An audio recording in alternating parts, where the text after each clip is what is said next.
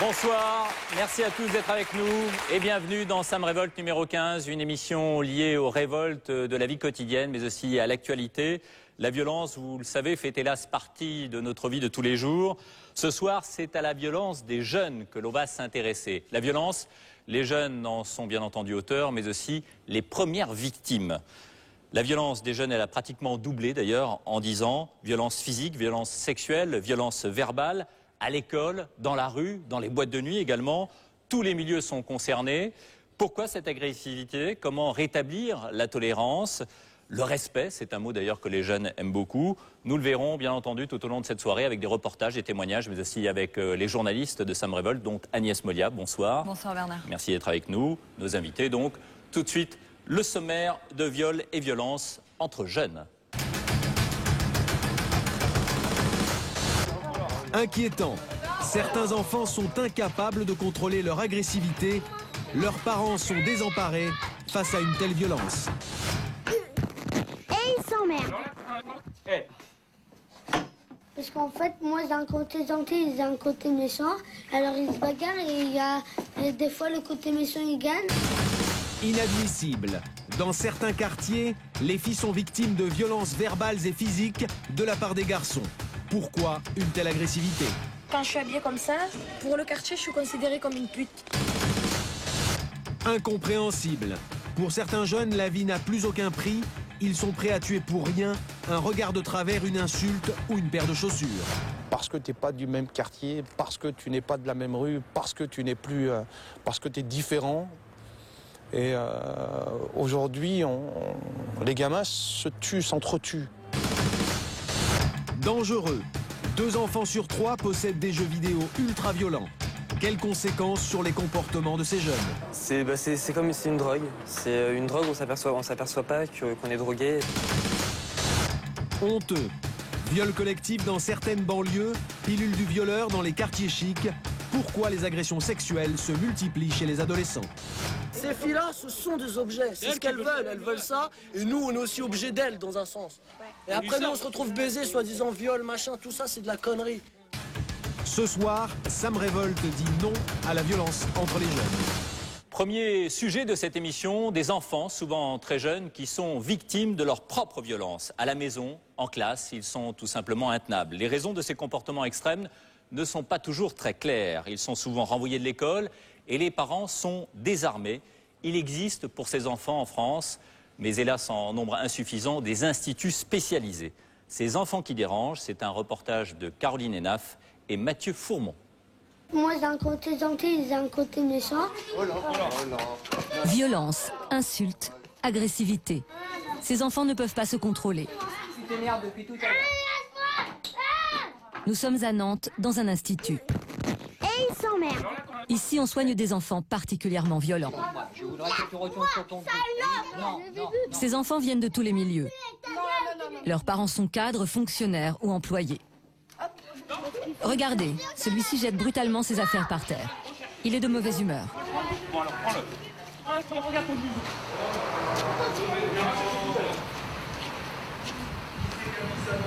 Attention le blouson.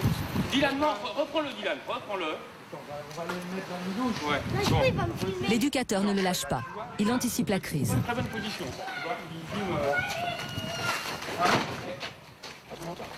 En quelques secondes, l'enfant explose.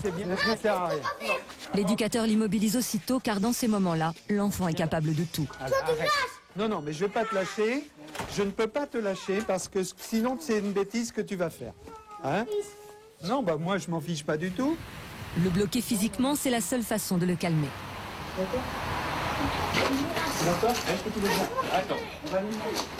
Il faudra recommencer jusqu'à ce qu'il ne se débatte plus. Non, non, non, ça mènera à rien, ça mènera à rien, ça mène à rien, ça mène à rien. Il faut te calmer. Il faut que tu te calmes. Et quand l'enfant ne peut plus bouger, il se défoule avec des insultes. Quand ils insultent tout et rien. Ils peuvent dire nique ta mère, elle a une chaise. C'est-à-dire, c'est la colère, la rage qui est en eux qui ressort à ce moment-là. Mais c'est vrai que ça ne nous est pas, en période de crise, ça ne nous est pas destiné. Je dirais que le problème est complètement ailleurs. Le fait est qu'ils ne vont pas bien. Ces crises sont en fait un appel au secours. Ils nous hurlent de les lâcher, mais c'est surtout le lâche-moi pas, me laissez pas tomber parce que je vais très mal en fait. Donc très souvent, nous, ce qu'on leur dit, c'est ben non, justement, moi je te lâcherai pas, je suis là pour m'occuper de toi. Vous mettez des vestes pour le pain. Pour faire quoi? Pour le pain. Jackie Goupil est le directeur du centre. Les comportements de ces enfants ultra-violents, il les connaît bien. Beaucoup d'enfants arrivent souvent ici en disant pourquoi tu me regardes? Arrête de me regarder. Qu'est-ce que tu veux? Tu veux ma photo? Ils sont extrêmement sensibles au regard qu'on porte sur eux. On a vu des jeunes, parce qu'un jeune regardait à l'autre côté de la cour, il avait le sentiment d'être entièrement... il ne voyait que lui et il lui rentrait dedans. Et il disait, il me regardait. Un regard, un geste mal interprété, et c'est la bagarre. Va à ta table, Tony. Va à ta table, Tony. Même pas mal. Là-bas, tu t'assois. Pas mal. Là-bas, tu t'assois. Ton chapeau, il est là-bas, Tony. Si tu veux pas que je finisse le chapeau comme ça, on finira pas le tien. Alors tu laisses ça. Tu poses ça sur la table. Tu poses ça sur la table, Tony, s'il te plaît. Tony a 7 ans. C'est sa première année en institut spécialisé. Comme tous les enfants qui sont ici, il a été renvoyé de son école. Il sait pourquoi. Trop violent. Tony est très lucide sur sa personnalité. Parce qu'en fait, moi, j'ai un côté gentil, j'ai un côté méchant. Le côté gentil et le côté méchant, ils sont bagarrés. Alors, ils se bagarrent et des fois, le côté méchant, il gagne. Et quand le côté méchant gagne, Tony ne se contrôle plus. Pour désamorcer la crise, l'institutrice va tenter de l'isoler de ses autres camarades. Mais Tony résiste physiquement. Un enfant violent, ça ne se maîtrise pas facilement. Il va falloir que je te porte, comme on fait avec les petits. L'institutrice a beaucoup de mal à le changer d'endroit.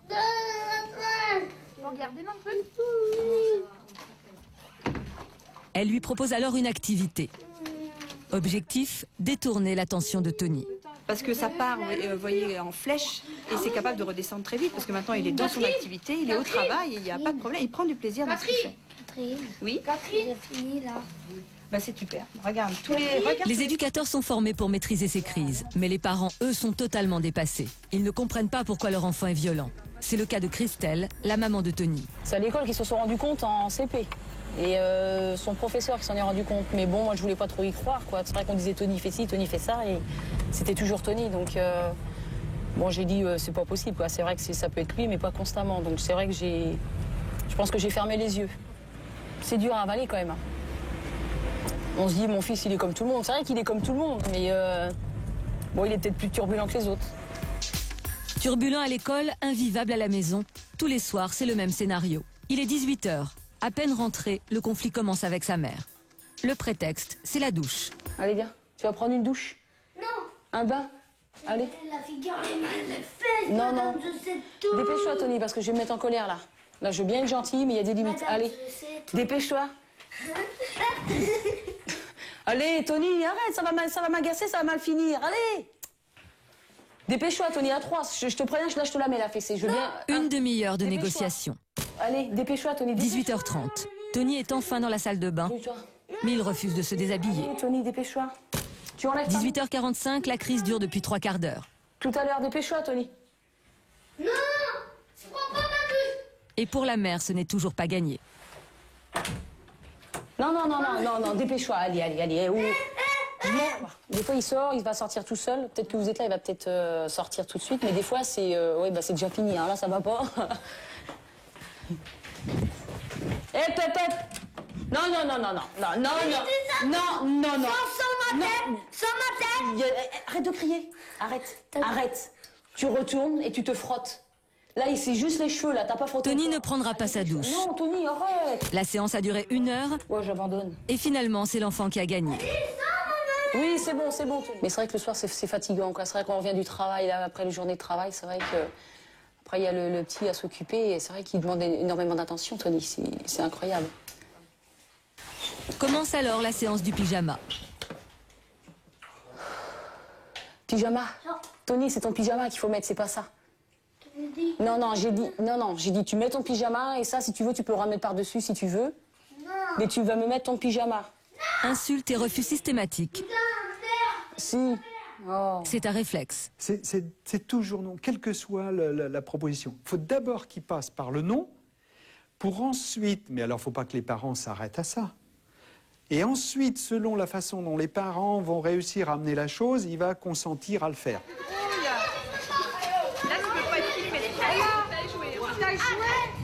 Quand les enfants sont pris en charge par un institut, cela dure de 3 à 5 ans. Mais les places sont rares. Pour les autres, ceux qui ne trouvent pas de place, c'est l'enfer à la maison. C'est le cas de David. Son père est cadre supérieur, sa mère ingénieure. Un foyer favorisé et équilibré. Mais David, 14 ans, a déjà été renvoyé 6 fois de l'école. L'éducation nationale n'en veut plus.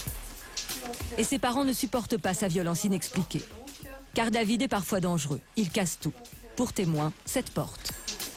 Il y a eu la porte, mais il y a aussi eu des cloisons qui ont été démolies parce qu'il était dans une extrême colère. Une fois, il a lancé un tournevis sur la tête de son frère. Il y a eu plein de choses comme ça, quoi. Il a tenté une fois de l'étouffer avec un oreiller. Il y a eu plein d'anecdotes comme ça, enfin d'anecdotes de scènes comme ça de la vie courante. Et ça devient vraiment très compliqué, surtout quand on travaille des fois à l'extérieur. On se demande ce qui se passe à la maison. Ils sont tous les deux seuls quelquefois. Et on s'attend toujours au pire, quoi. La seule occupation de David, c'est sa console vidéo. Là, on ne peut pas jouer. Et ce qu'il préfère, ce sont les jeux de combat.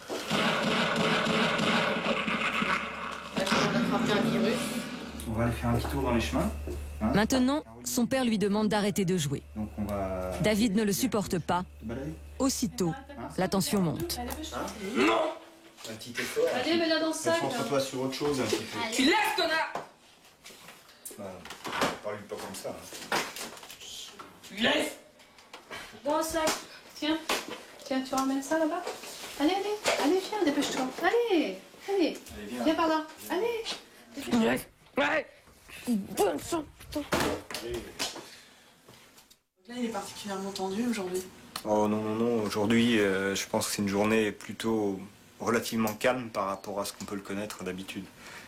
Bon, il est un peu nerveux, mais il n'est pas agressif comme il l'est parfois. Entre David et son père, c'est l'épreuve de force. Non, David, c'est mieux pour toi. Dans ces moments-là, David n'a plus aucun sens des réalités. Non, jamais. Pour ses parents, c'est ingérable et épuisant. Non, avec les deux autres enfants, ça s'est toujours bien passé, quoi. On n'a jamais eu tous ces soucis-là, donc on ne sait pas à quoi ça tient, tout ça, en fait. Hein. Comme là, vous voyez, il est encore agité. C'est toujours des moments d'agitation comme ça, et on n'arrive pas à canaliser son énergie, quoi. Remets la casserole. Ça part comme ça. Tu remets la casserole, on ne le contrôle pas. Alors. Ses parents savent que David va craquer. Allez, on reprend ça, calme-toi. Alors il lui propose un jeu de société. Mais David refuse, ses nerfs prennent le dessus. Allez, de toute façon, David, c'est quand même c'est ce qu'il faut. Il faut quand même que tu t'arrêtes de jouer. De toute façon, c'est Sur 3 enfants, c'est le seul à avoir ce genre de réaction. Ce sera mieux, d'accord? On s'est mis d'accord et le d'accord dit oui. Non! Une semaine, c'est rien. Allez, une semaine. Ça ferme! T'es chiant! Finalement, David accepte de s'asseoir, mais il devient très agressif. C'est pas toi qui as payé! Et à cette époque, le psychiatre nous avait déconseillé de lui couper complètement l'activité console, de peur qu'il ne décompense sur autre chose, peut-être de plus grave encore. Avec les enfants violents, on est toujours en épreuve de force. Excédés, les parents cèdent. David reprend ses jeux vidéo. Il a gagné, alors il retrouve son calme. Pour les parents de David, cette situation ne peut plus durer. Ils ne supportent plus de le savoir exclu de l'école. Nous, on sent ça comme une situation vraiment insoutenable vis-à-vis d'un enfant. On a l'impression qu'il est abandonné de la société. Comme un orphelin, en quelque sorte, un orphelin du système. On le sent... D'abord, lui, il est perdu totalement, puisqu'il perd tous les repères qu'un enfant de son âge peut avoir. Il est tout seul à la maison, il s'ennuie, il ne sait plus que faire de ses journées. L'espoir que David aille mieux est incertain. Il y a des progrès, mais il y a des rechutes aussi parfois. Donc c'est le problème. C'est qu'il va progresser peut-être pendant 2-3 mois et ça va redescendre encore pire pendant plusieurs mois. Donc c'est un peu comme un escalier qu'on monte et qu'on descend et on n'arrive jamais en haut, quoi. Donc voilà. La seule solution pour David, c'est l'institut spécialisé. Aujourd'hui, toute la famille a rendez-vous avec Jackie Goupil, le directeur du centre. Cet entretien est leur dernière chance. Si David est accepté, ce sera peut-être la fin du calvaire. En attendant, les parents veulent comprendre comment fonctionne leur fils. Une solution, je ne sais pas s'il en existe une, en tout cas, c'est qu'on pourrait bricoler ensemble pour que vous puissiez... gérer cette situation oui, un petit peu. Ce qu'il a cru comprendre, c'est qu'il y avait un rapport de force et qu'il devait en être le vainqueur. Sinon, s'il n'était pas le vainqueur du rapport de force, il était le vaincu. Et pour ces enfants-là, on pourrait dire, mais c'est un peu une image, c'est toujours une question de vie et de mort. Chez les parents d'enfants violents, il y a souvent un sentiment de culpabilité. Non, ce n'est pas que de la faute des parents. Il faut savoir que sinon, on recevrait, quand on reçoit des familles avec plusieurs frères et sœurs, tous devraient avoir à ce moment-là des troubles du comportement. Or, ce n'est pas le cas. C'est un enfant dans une famille qui, à un moment donné, pose problème aux parents et à l'éducation qu'ils font auprès de cet enfant-là. L'entretien s'est bien passé, mais dans l'immédiat, il n'y a pas de place au centre. David va donc être traité individuellement, à domicile. Un programme sur mesure, mais le résultat n'est pas garanti. Les parents sont prévenus. C'est un enfant dur pour vous? Ah oui. Ah oui. Il va falloir vraiment inventer des choses et des solutions pour bricoler des petites choses pour qu'il puisse recréer un lien avec les autres, parce que il s'isole quand même sacrément dans sa tête et dans son monde. Même au point où dans son milieu familial, c'est très très compliqué. Des enfants violents comme David, il y en a 34 000 en France. Mais seuls 17 000 sont pris en charge par des instituts. C'est pourtant leur seule chance d'apprendre à vivre normalement. Voilà, reportage Sam Révolte. Tony et sa maman sont avec nous, entre autres, sur ce plateau. Alors Tony, tu dis dans ce reportage qu'il y a un gentil Tony et un méchant Tony. Alors sache d'abord que nous, on aime le Tony que tu es, dans son ensemble. On l'aime tout en bloc, Tony. Alors qu'est-ce qu'il emporte là ce soir? J'ai l'impression que c'est plutôt le Tony gentil. D'ailleurs, tu as un faux dur parce que tu tiens la main de ta maman. Hein? Je suis très timide. Ah, tu es très timide? Ah bon? Tu n'as pas l'air tellement timide avec ta maman pourtant. Jackie Goupil, bonsoir, on vous a vu dans ce reportage. Bonsoir. Vous êtes donc le directeur du centre dans lequel a été tourné ce reportage. Connaît-on l'origine de ce trouble du comportement chez certains enfants? L'origine, on ne la connaît pas. On ne la connaît pas, il y a plusieurs hypothèses. On va avoir des hypothèses médicales, mais elles ne donnent pas satisfaction. On peut avoir des hypothèses. On a eu des hypothèses autour de la relation à la mère dans les années 70, et on a énormément culpabilisé les mères en particulier. Aujourd'hui, on est plutôt dans la... Non plus, on pourrait chercher pourquoi. Ce qui est important en tout cas, c'est de voir comment on peut aider à la fois ces parents-là et ces enfants-là. Christelle, vous vous êtes sentie coupable à un moment? Ouais, c'est dur à avaler quand même, qu'on a un petit garçon comme ça qui bouge beaucoup. On est montré du doigt, c'est vrai que c'est dans la rue, c'est vrai, on dit c'est la maman de Tony, c'est Tony, le petit méchant, il est toujours catalogué, quoi. C'est vrai que c'est Tony, le petit violent, le petit turbulent. Et c'est vrai qu'à chaque fois qu'on fait des sorties, on peut aller nulle part parce que c'est Tony, et c'est dur à avaler. Et vous, en tant que mère, vous n'aviez peut-être pas été assez sévère à une époque avec lui. Vous avez corrigé le tir. Comment ça s'est passé? Je pense que j'ai manqué un moment de son éducation. J'ai dû lâcher prise parce que j'ai quand même élevé Tony 5 ans toute seule. Donc je pense que ça devient peut-être de ça en fait. Marilyn, vous êtes la sœur de David, qu'on a vu également sur ce reportage, qui est avec nous d'ailleurs ce soir. Oui. Comment avez-vous réagi en famille à cette situation? En fait, il y a eu des conflits à l'intérieur de la famille. C'est-à-dire qu'il y a eu des disputes, même sur l'éducation de mon frère, parce que mes parents, évidemment, ils s'étaient débordés, ils ne savaient pas quoi faire. Donc ça a posé pas mal de problèmes au sein de la famille. Et même moi, j'ai pas trop bien supporté toutes ces crises. Et j'ai été en internat pendant 1 an, donc l'année dernière, parce que c'était un peu invivable à la maison. Donc, Et qu'est-ce que vous reprochiez à vos parents de ne pas être assez sévères? Ah non, non, du tout. Je les plaignais même, parce que moi, à leur place, j'aurais rien pu faire de plus. Ils sont impuissants et je les comprends. Il n'y a pas vraiment de solution. Et toi, quelle a été ton attitude vis-à-vis de ton frère, David? J'essaye de le comprendre encore. J'ai essayé, j'essaye toujours, mais pour l'instant, j'ai du mal. Alors, Jackie, vous dites dans ce reportage, on bricole. Il y a une méthode, une thérapie par enfant, en fait? C'est si compliqué que ça? Au départ, on ne comprend rien. Et personne n'y comprend rien. On voit bien dans le reportage la situation dramatique, aussi bien de la maman de Tony que des parents et de la sœur de David. On n'y comprend rien. Par contre, souvent, on a d'abord exclu ces enfants-là. Et ça, particulièrement, ça me révolte. C'est-à-dire qu'on exclut systématiquement tous les enfants qui posent problème. à l'école.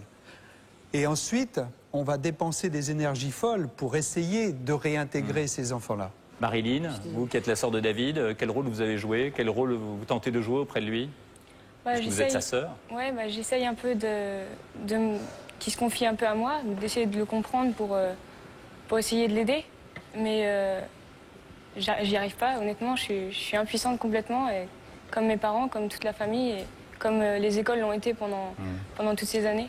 Agnès Moya, en résumé, que doivent faire les parents confrontés à ce problème? Si le problème devient vraiment ingérable pour la famille, il faut d'abord effectivement faire appel à un pédopsychiatre, c'est la première des choses à faire. Et puis si vraiment on n'a pas d'autre solution, il faut essayer de trouver une place dans un centre spécialisé. Vous l'avez dit, c'est extrêmement difficile, il en manque. Et pour cela, il y a une association qui peut vous aider. C'est l'Association nationale des instituts de rééducation. Je vous donne leur numéro de téléphone. C'est le 02 99 04 69 55. Très bien, alors merci à tous. On a évoqué à l'instant ces enfants irritables, agressifs et qui réclament un suivi, un traitement particulier. Mais ce qui est préoccupant, c'est que les enfants, en général, on le constate tous les jours d'ailleurs autour de soi, les enfants ont de plus en plus de mal à supporter la frustration. Effectivement, il y a une étude qui a été faite par l'INSERM sur tous les jeunes, tous confondus, les enfants violents, les enfants pas violents. Eh bien, on s'est rendu compte que 60% d'entre eux, c'est quand même beaucoup, ont comme première réaction quand ils sont frustrés ou quand ils sont en colère, de casser ou de se battre. C'est la première réponse, c'est la violence. D'accord. Bon, merci encore à tous. Tony, qu'est-ce qui se passe? Rien. Je t'embête? C'est un peu long? Tu t'ennuies? Ouais. Tu as été content d'être là quand même? Ouais. D'accord.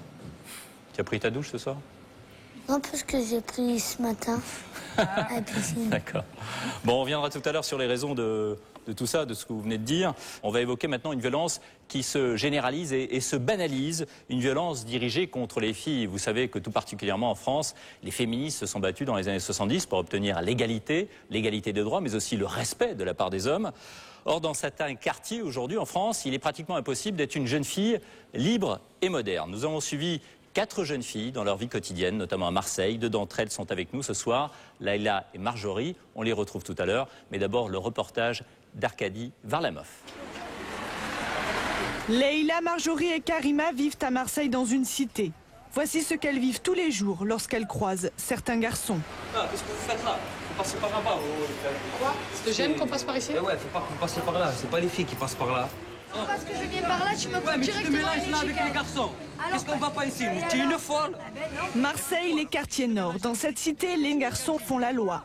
Des filles qui marchent sur le même trottoir qu'eux est une insulte pour ces petits caïds de quartier. Injures, critiques, manque de respect, les filles n'ont aucun droit. Ici, c'est la loi du plus fort. Laïla, Marjorie et Karima sont obligées de changer de chemin. Vous pouvez passer par là. Pas mieux par là. Au moins personne te juge que de passer par là. Tout le monde te juge. Moi, tu n'es qu'un numéro de plus collé sur ta face. Allez, à dégager. Un numéro et rien d'autre. À leurs yeux, aucune fille ne mérite mieux, excepté leur mère ou leur sœur. Pour ces jeunes, la simple idée de discuter avec des filles est inconcevable. Il y a des associations pour ça, pour se mélanger, mais dans la rue. Il y a des associations, si tu veux, dans les quartiers, dans ce quartier-là, il y a plein d'associations, tu as vu? Si tu veux te mélanger, il y en a, tu peux aller à l'association en bas, ici derrière, il y en a une là, qui va s'ouvrir, donc tu peux y aller. Mais dans la rue, là où tu vois un groupe de garçons, il ne faut pas qu'il y ait des filles, parce que c'est comme ça. Pour ces caïds des cités, le respect des filles n'existe pas. Marseille, d'un côté la mer, le port, la douceur de vivre, de l'autre les cités, la violence, la peur, l'enfer des jeunes filles. Karima, Myriam, Laïla et Marjorie ont entre 18 et 22 ans. La violence, les agressions sexistes, elles connaissent par cœur. Dans cet univers, les hommes dominent, les filles doivent se protéger en permanence. Même leur tenue vestimentaire pose problème. Eh ben moi je veux dire, quand je suis habillée comme ça, pour le quartier je suis considérée comme une pute. Vu que j'ai rien autour de la taille et qu'on me voit mes fesses, pour eux je suis une pute. Faut avoir une combinaison de ski pour être respectée dans ce quartier. Même dans tout autre quartier. Moi je suis habillée en jupe. Regardez, pourtant j'ai une jupe mi-longue. Et maintenant si ma jupe elle arrive là, eh ben là oui je suis considérée comme une pute. Malgré cela, Marjorie préfère supporter ses injures et se faire accepter telle qu'elle est. On est des filles, on a envie de sortir, on a envie de s'habiller comme on veut. On s'habille comme on veut, on n'a pas donné mon image, elle est comme ça, elle restera comme ça. Je sais pas pour autant que je vais changer pour les autres. C'est pas parce qu'on se met un décolleté qu'on est une pute ou un tapin, quoi. Se faire respecter en jupe dans leur quartier, les filles en ont fait le pari difficile. Nous avons tourné en caméra cachée de nuit dans la cité. Voici la réaction primaire d'un garçon lorsqu'il voit Marjorie habillée en fille. C'est bonne, hein? Pardon? C'est bonne. Oh, parle bien, s'il te plaît. Non, parle bien. Non, ouais, tu rigoles, mais mesure tes paroles. Non, mais tu rigoles, mais il y a des façons de parler. Pourquoi? C'est mini-jupe, ça? Tu veux que je la remonte, la jupe? Si Marjorie est aussi agressive, c'est parce qu'elle n'a pas le choix. Si elle ne crie pas plus fort que ce garçon, elle n'existe pas. Non, tu payes un fou, toi? Regarde, je t'explique. Si tu veux pas entendre des remarques comme ça, tu te mets en jogging, un t-shirt ample et c'est bon. Ouais, je vais me changer pour toi. Parce que, monsieur, il faut que je sois en jogging. Habillées sexy, les filles se font traiter de tous les noms. Alors, pour inspirer le respect, Leïla, la sœur de Karima, a choisi d'adopter une attitude masculine. Jean, basket, casquette, c'est un vrai garçon. Je suis obligée de porter ma tenue type du garçon manqué. C'est ce que je suis et c'est ma tenue de tous les jours comme je marche dans cette cité. Et est-ce que ça te fait plaisir? D'un côté, ça me fait plaisir pour me faire respecter, mais d'un côté, je suis vraiment déçue parce que je peux pas vivre ma vie comme je le veux. Frustrée mais acceptée par ces jeunes, Leïla sait mieux ce qui se passe dans la tête des garçons. Pour certains, la fille n'est qu'un objet. Mais la plupart des mecs dans une cité, c'est le cul qu'ils branchent, les tournantes, les partouzes. Ils parlent que de ça. Ils parlent que de ça. Donc, ils disent même pas « Oh, cette fille, elle est jolie, j'aimerais savoir si elle est intelligente. » Non, cette fille, elle est jolie, j'aimerais bien la niquer. Non, la fille n'existe pas dans la banlieue, à part si elle veut coucher. Le sexe, voilà ce qui intéresse ces petits caïds. Peu importe la façon, l'endroit, avec qui et à combien, il faut qu'ils aient un rapport sexuel. Au détour d'un couloir, Karima a déjà vu des choses obscènes. Alors venez, je vais vous montrer. Ici, c'est le lieu où il y a des tournantes. On peut passer à n'importe quelle heure, n'importe quel moment. Vous verrez des gens qui niquent. C'est ici. Tout le monde le sait, mais veut rien dire, quoi. Ils font comme sérénité. Ils viennent, ils font l'amour comme des chiens. C'est même pas... Il n'y a rien, il n'y a pas de respect, quoi, je veux dire. C'est une cave à poubelle, à local. C'est un local à poubelle. Je veux dire, je vois pas l'intérêt de venir baiser sa copine ici. C'est ici que les filles faciles, comme ils les appellent, acceptent ou pire, subissent des actes sexuels. Dans ce cas, on appelle cela des tournantes, des viols collectifs. Ça fait peur d'être une fille dans une cité, oui. Ça, oui. Par rapport aux mecs, on est considérés comme des merdes. Heureusement, Karima et ses amis ont appris à dire non. Toutes ne sont pas si fortes. Coucher avec les garçons, c'est une façon de se faire accepter. C'est terrible, mais c'est souvent comme ça. Marjorie et Myriam ont déjà vu une gamine de 15 ans faire l'amour sans pudeur dans une voiture, avec 2 jeunes.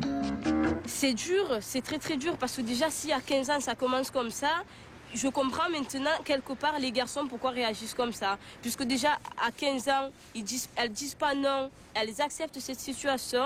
Et je pense que c'est pour ça que les garçons de nos jours, ils croient, qu'ils se disent dans leur tête que toutes les filles c'est les mêmes, qu'ils nous mettent tout dans le même sac. Et ça, ça j'accepte pas, quoi. Coucher de cette façon avec 2 garçons en même temps quand on n'a que 15 ans, la gamine est-elle une fille facile ou bien une fille influencée? Les garçons n'ont-ils pas eux aussi une part de responsabilité? Les adolescents de 15 ans, ils sont plus... Ouais, c'est des bonnes proies, comme ils disent les jeunes de maintenant. Ouais, elles disent oui, mais sans savoir ce que ça représente. Ce que ça représente, quoi. Et vous couchez quand même avec elle? Ouais. Ce jeune croisé dans la cité n'a pas honte de dire que pour lui le sexe est un jeu et les filles des pions, comme beaucoup de garçons de son âge. Pourquoi vous faites ça? Pour le plaisir du sexe. Ça vous trouvez pas ça dégueulasse? On est jeune, on peut pas s'amuser. Et parce que vous êtes jeune, vous manipulez des jeunes filles et vous leur faites croire à des choses immondes? Oui, mais si on leur fait rien croire, on va jamais coucher avec eux, vous avez pas compris. Des propos irresponsables qui en disent long sur la condition des filles dans les quartiers. La cité n'est pas un endroit sûr pour ces filles. Quand la nuit tombe, elles ont peur. Quand on rentre le soir, 4h du matin, 5h du matin, on sort de boîte. Genre, on peut tomber autant sur un fou, on peut participer à une tournante, on sait pas, on est à l'abri de rien. Donc on n'est vraiment pas en sécurité. Nos parents ont peur. Nos parents ont peur, pourtant on est majeurs, on est vaccinés, nos parents ont peur de nous laisser sortir seuls. Ici, ces filles des cités peuvent être exposées à un réel danger. Alors il faut se protéger plus qu'ailleurs. Myriam a 22 ans, elle vit dans ce quartier depuis toujours. Elle connaît bien l'angoisse des parents. La serrure de ma porte, si elle est comme ça, c'est parce que je l'ai cassée il n'y a pas très longtemps.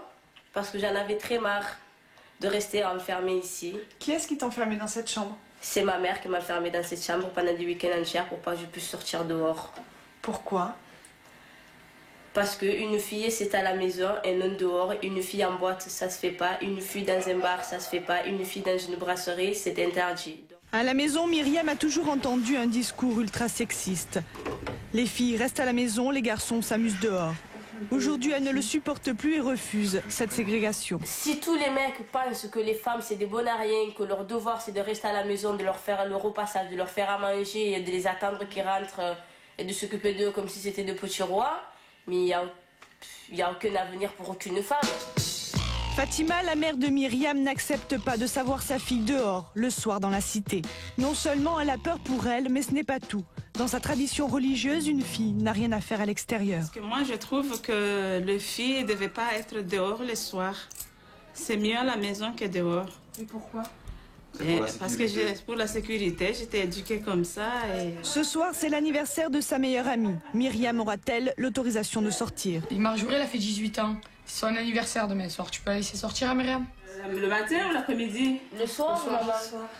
Le soir, si c'est tard, je ne peux pas le laisser sortir. Si moi j'y vais avec S'il va avec son frère, ça oui, au moins il y a un homme de la maison qui le surveille. Et ça sentira plus la sécurité. Garde du corps. Voilà, ben, je vais venir avec toi, qu'est-ce qu'il y a? C'est où je viens avec toi? Tu penses pas que des fois... Tu as le choix, où je viens avec toi ou tu vas pas? Voilà. Et tu penses pas que des fois elle a besoin de vivre sa vie seule? Ah mais j'y vais pas. Ah, Je préfère ne pas y aller parce que je voudrais sortir avec mes copines, non avec mon frère, ni avec ma mère, ni avec mon père. Influencés par leur culture, certains garçons ont tendance à penser que la place des filles est à la maison. Mais qu'importe les origines et les traditions, dans une cité, les garçons et les filles ne se mélangent pas. Même quand elles ont des copains, elles doivent rester à leur place. Dans la cité, pour les filles, c'est pas un endroit bien. Ils ont rien à faire en bas d'un bloc ou quoi que ce soit. Pourquoi? Parce qu'une fille en bas d'un bloc, je sais pas déjà d'une, je sais pas ce qu'elle a à faire en bas d'un bloc. Et voilà quoi. Là-bas, elle va faire les magasins, tu vas en ville, mais tu restes pas en bas de ta cité pour fumer une cigarette. Qu'est-ce qu'il y a devant la maison qui fait qu'on pourrait pas rester devant chez nous? Voilà, bah après vous entendez des tas de choses et après vous venez vous plaindre. Mais pourquoi on entend? Et lorsqu'un garçon prend leur défense, les insultes fusent. Souvent, moi, quand j'interviens, que j'essaye un petit peu de les défendre, de suite, je me fais insulter comme elle. Ils me disent que tu es qu'un bandeur, tu es qu'un con, tu fais ça parce qu'elles veulent pas de toi. Je suis obligé des fois d'en venir aux mains pour vraiment faire voir qu'elles sont pas comme ça, parce que je les connais bien. Face à ces comportements puérils, la seule arme reste la violence. Dans la cité, avec des poings, on se fait respecter. La violence, aujourd'hui, elle fait partie de la cité. Si tu sais pas te battre, si tu sais pas te défendre, tu seras considéré comme même pour une une fille, merde. même pour une fille. Même pour une fille, si tu te fais pas respecter, tu te fais bouffer, quoi. Les filles ont la rage, elles ne veulent pas finir en victime. Violence physique, violence verbale, elles connaissent par cœur. Ce matin-là, Leïla découvre en sortant de chez elle que son pneu de voiture est crevé. Comme d'habitude, elle va se défendre toute seule. Regardez, vous voyez ce qu'on vient de me faire là maintenant ce matin? Je sais pas pourquoi. Je m'en doute que ce soit des mecs, des petits PD de ce quartier. Je m'en doute. Regardez le coup de couteau. On va aller obligé de tourner un peu dans tout le quartier pour essayer de faire respecter, pour essayer de savoir qui c'est qui m'a crevé le pneu. On va être obligé de se battre encore une fois. Parce que si je dirais, demain, ils me crevent les quatre. Ni foi ni loi, c'est la règle dans la cité. Pour exister, elles sont obligées de se comporter comme des petits caïds.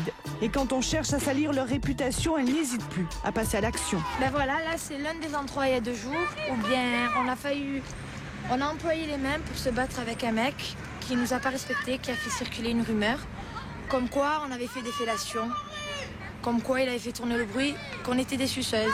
Alors nous, le seul moyen qu'on a pu employer, c'est de lui sauter dessus, toutes les filles, sur le mec pour se faire respecter, parce qu'il y en a marre.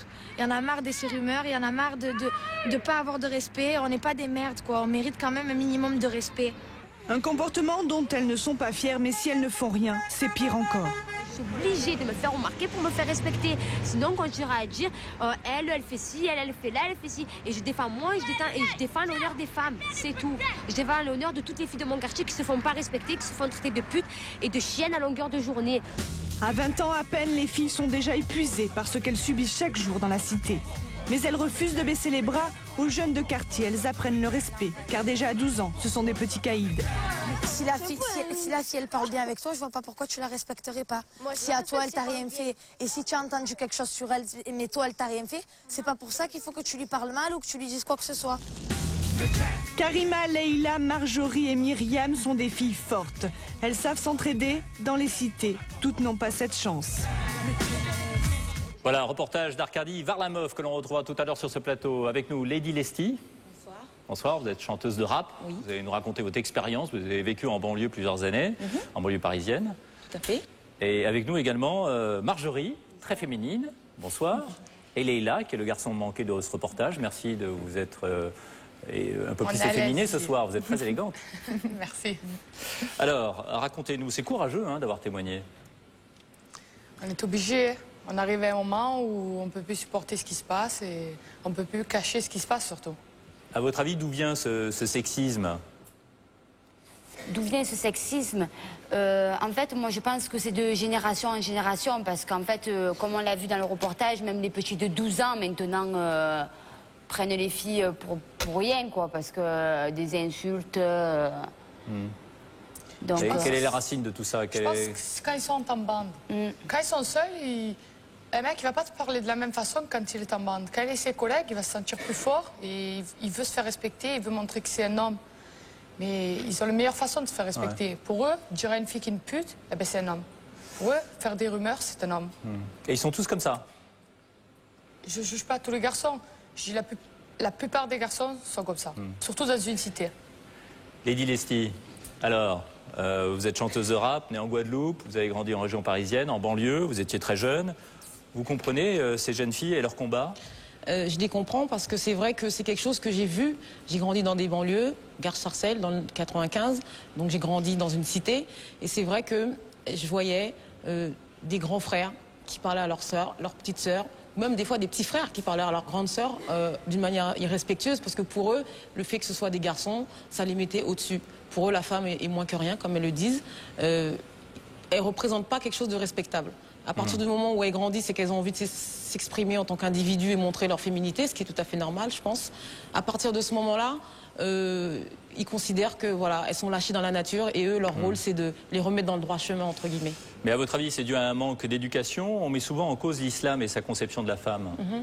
Je pense que ça vient souvent d'une religion, d'une culture, et que, pour parler de l'islam, c'est vrai que dans des écrits, on considère que la femme est un peu une esclave, et qu'aujourd'hui, en 2002, presque 2003, pour moi, c'est inconcevable. C'est quelque chose c'est un manque de liberté totale.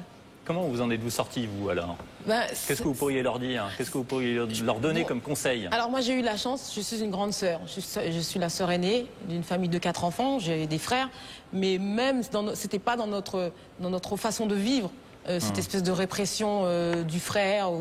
Et donc, étant donné que je suis l'aînée, je considère que j'ai eu le droit de m'exprimer comme j'avais envie de le faire. Mais le conseil que je peux leur donner, c'est effectivement de continuer leur combat. Arkady Varlamov, vous êtes l'auteur du reportage que l'on vient de voir. Bonsoir. Bonsoir. Qu'est-ce qui vous a particulièrement frappé lors de votre reportage? Les jeunes filles l'ont dit, effectivement, ces garçons des cités ont deux façons de considérer la jeune fille, c'est quitte ou double. Il y a la jeune fille qui reste chez elle, qui donne pas trop son avis, qui est discrète, et à leurs yeux, elle est quasiment inexistante. Et puis, il y a la jeune fille qui est émancipée, féminine, révoltée, et elle, malheureusement, elle est considérée comme une fille facile. C'est un petit peu le traitement auquel a eu droit Marjorie dans la cité. En revanche, lorsque nous nous sommes baladés ensemble dans les quartiers de Marseille, dans le centre-ville de Marseille, elle était habillée avec une jupe, un collant. À aucun moment, on ne l'a arrêtée ou on ne l'a injuriée. Donc il y a réellement une barrière entre le monde de la cité et le monde extérieur. Mais justement, dans les cités, est-ce que ces jeunes filles ne peuvent compter que sur elles-mêmes? Alors, si ces jeunes filles sont aussi courageuses, c'est parce qu'elles ont la chance d'être aidées. Au cœur de la cité, elles ont un centre social qui a mis en place des antennes pédagogiques et psychologiques, ce qui signifie qu'à n'importe quel moment, elles peuvent pousser la porte et venir parler de leurs problèmes.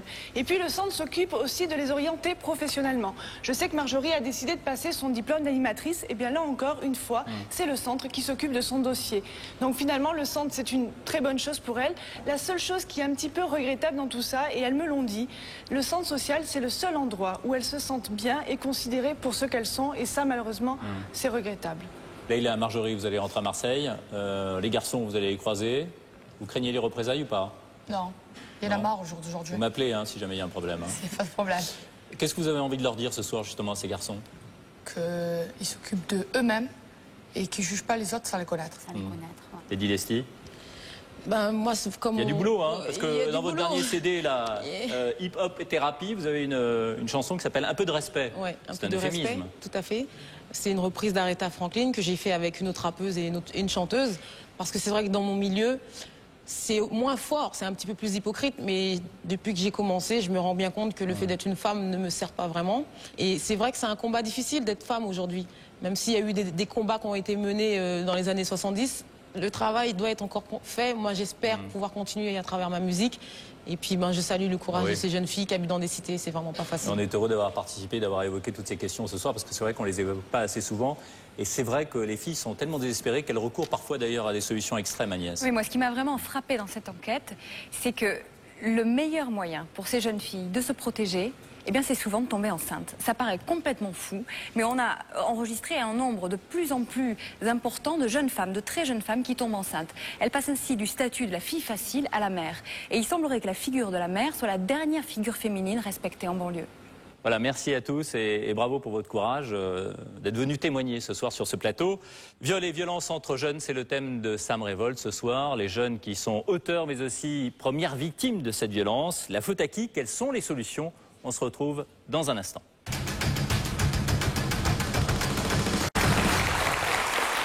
Retour sur le plateau de Sam Révolte, un mardi par mois sur M6. Ce qui nous révolte ce soir, c'est la violence entre les jeunes. La violence entre jeunes, ça commence parfois à la cour de récréation. Les victimes n'osent pas toujours se confier. D'ailleurs, elles ont peur des représailles, à la fois contre elles, mais aussi contre leurs parents. Reportage d'Anaïs Ledecker et Magali Nguyen. Chaque fois que je passe ici, c'est terrible pour moi. Franchement, je tremble des fois à chaque fois que je passe ici. Franchement, c'est une école de merde. Nous sommes à Champigny-sur-Marne, dans la banlieue parisienne. Il y a 6 ans, Eric et son ami Sébastien étaient scolarisés dans cette école primaire. Pendant 1 an, ils ont été victimes d'agressions sexuelles perpétrées par 2 élèves de CM2. Eric n'oubliera jamais. En fait, avant d'entrer en CP, 2 agresseurs étaient venus dans la cour des petits. Et un jour, ils viennent me voir, ils me disent viens. Alors, ils m'ont emmené aux toilettes. Il y avait moi et l'autre victime. Et personne ne s'est jamais étonné de vos absences? Personne, non. Même pas le directeur, personne. Aucun surveillant, personne. Aucun élève, personne. Et à la fin des cours, à chaque fois, à 4h30, il nous disait, si vous en parlez à vos parents, on vous bute. Voilà ce qui m'est arrivé à un moment. Lorsqu'il rentrait chez lui, Eric n'osait pas parler de son calvaire. Ses parents ne se doutaient de rien. Son père, Pascal, n'en revient toujours pas. On met toujours en garde son enfant vis-à-vis du monde extérieur, vis-à-vis des adultes. Mais que des choses comme celle-ci soient déroulées dans l'école, en plus entre des enfants... Non, franchement, j'étais à son lieu de m'imaginer que ça pouvait se passer dans une école. Mais un jour, le secret est devenu trop lourd à porter. Eric a fondu en larmes. Il a tout avoué à ses parents. Comme une fontaine qui se vide, il a tout sorti d'un seul coup, parlant de sexe, des choses qui normalement à cet âge-là sont inconnues pour un enfant. Et là, je dis après, moi je savais plus quoi faire, je savais plus quoi dire. C'est vrai qu'on était assommés. Ma femme et moi, on était assommés. À la fin de son témoignage, Eric nous a dit, mais vous étiez pas là pour me défendre, vous étiez pas là pour me protéger. Ça, je peux vous dire que ça achève bien ça. Comme les parents d'Eric, ceux de Sébastien, l'autre victime, restent marqués par ces événements. Pour protéger leur enfant, ils ont préféré déménager dans le sud de la France. Chantal, la mère de Sébastien, a été la première à intervenir auprès de l'établissement scolaire, mais on ne l'a jamais cru. La maîtresse m'a jamais cru. Elle croyait les autres parce que c'était des bons élèves. Et le mien, elle m'a dit, mais non, vous me racontez des histoires. J'ai dit, écoutez, j'ai été toute l'après-midi au commissariat, on leur a fait des examens médicaux et tout. Vous n'allez pas me dire que c'est la police croit les enfants et vous les croyez pas? Marcel, le père de Sébastien, ne se pardonnera jamais de n'avoir rien soupçonné. À l'époque, quand ça s'est passé, j'étais loin de me douter. Même s'il y avait des maux de ventre, s'il y avait... Il y avait des signes, mais que je n'étais pas capable de percevoir. Et ça, je m'en veux. Les familles d'Eric et Sébastien ont porté plainte contre les agresseurs. Des enfants âgés seulement de 9 et 10 ans. Ils ont immédiatement reconnu les faits. Coupables d'agression sexuelle sur mineurs commises en réunion, Ils ont été solidairement condamnés à verser 9 800 € de dommages et intérêts aux parents de leurs victimes. Mineurs au moment des faits, ils n'ont jamais été incarcérés. J'ai pas rencontré les agresseurs et je voulais pas les rencontrer. Même si c'est des enfants, c'est difficile à pardonner à des enfants des actes aussi graves. Certes, les enfants violeurs ont été condamnés, mais pour les parents d'Éric et Sébastien, il y a d'autres responsables.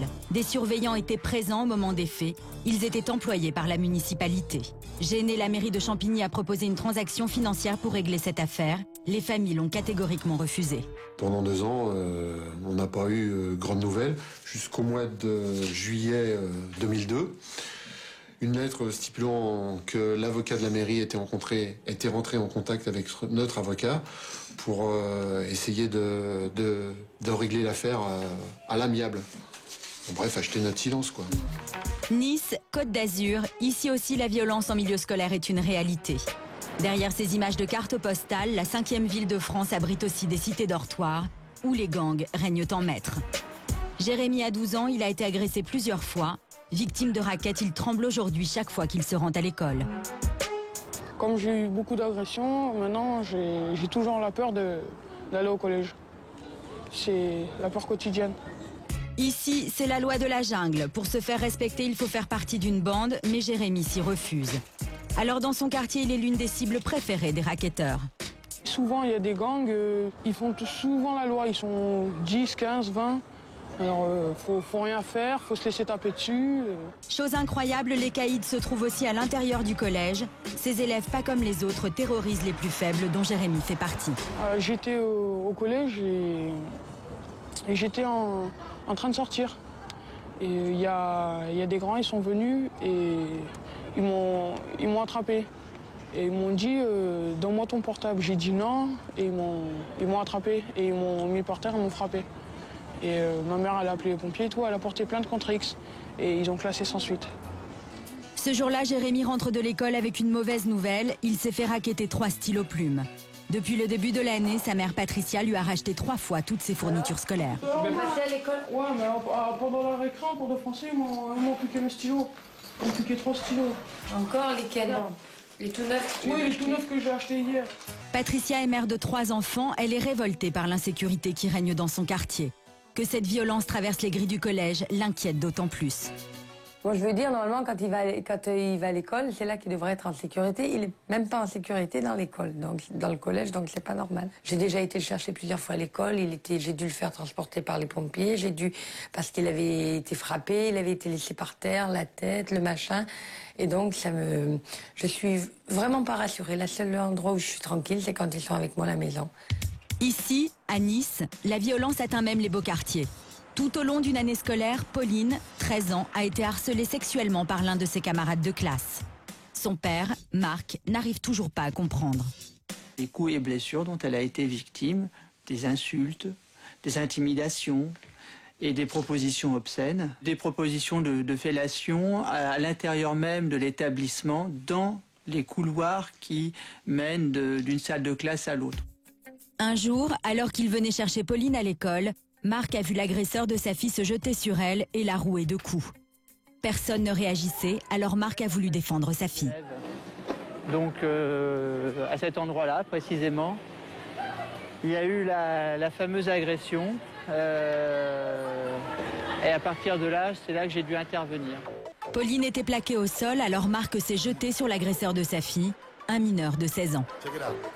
Pour défendre ma fille, je l'ai frappé, il a bien fallu.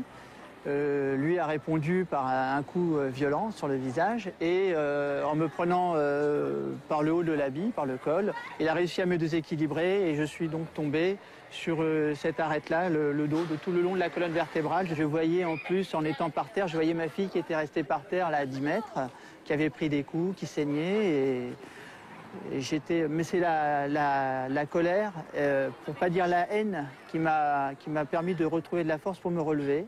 Notre interview est brusquement interrompue par des amis de l'agresseur. Marc préfère s'éloigner. Écoutons leur version des faits. Ça lui apprendrait au père, je suis désolé. Ça lui apprendrait. Je suis désolé. Ça vous paraît normal qu'un jeune, un élève, frappe un père de famille? C'est pas la première fois. Parce qu'il a cherché le père, hein? Oui. Il l'a cherché, hein. Il va pas se laisser faire, hein. Il l'a frappé, donc lui aussi, il a juste mis contre le mur, il l'a pas tapé. Enfin, un peu, mais c'est tout. mangé le dos. Des explications pour le moins confuses. Des pères de famille ont trouvé la mort dans des circonstances similaires. C'est sans doute la raison pour laquelle les enfants victimes ont tant de mal à parler à leurs parents. Donc elle culpabilisait énormément en se disant « Mon Dieu, qu'est-ce qui va nous arriver ?» Les représailles. Elle a imaginé les pires scénarios. Donc ils sont pris en tenaille entre dire, parce qu'il faut à un moment donné évacuer, il faut raconter ce qui se passe, et ne pas dire, parce que d'une part on a peur des représailles des agresseurs, mais on a peur également d'exposer les parents. Donc ils sont dans une situation impossible. Impossible. Alors avec nous, des spécialistes de la violence scolaire, on en parlera tout à l'heure avec eux, mais aussi une victime. Bonsoir, Marie-Catherine. Et puis Marc Sportes, bonsoir. Bonsoir. Moi, j'aimerais vous poser comme première question, pourquoi n'avez-vous pas déposé plainte, tout simplement, au commissariat, plutôt que de vouloir faire justice vous-même, entre guillemets? Alors, chronologiquement, j'ai pas porté plainte lors de la première agression, mais j'ai porté plainte pour la seconde. Lors de la première agression, ma fille m'a simplement supplié de ne pas donner suite à sa requête, parce qu'au départ, elle était favorable. Après, elle s'est rétractée, comme d'autres camarades de sa classe, ou de l'établissement plutôt, qui ont été dans le même cas qu'elle. Et qu'est-ce que vous a dit le collège, justement? Il vous a déconseillé, donc, de déposer plainte? Alors, le collège, non. Le collège m'a pas déconseillé de porter plainte. Par contre, ce que le collège a fait, et que je n'ai pas accepté, c'est de se défausser sur moi-même pour ne pas assumer ses responsabilités. Ah, parce que le collège n'a pas porté plainte, lui? Le collège n'a jamais porté plainte. Jamais.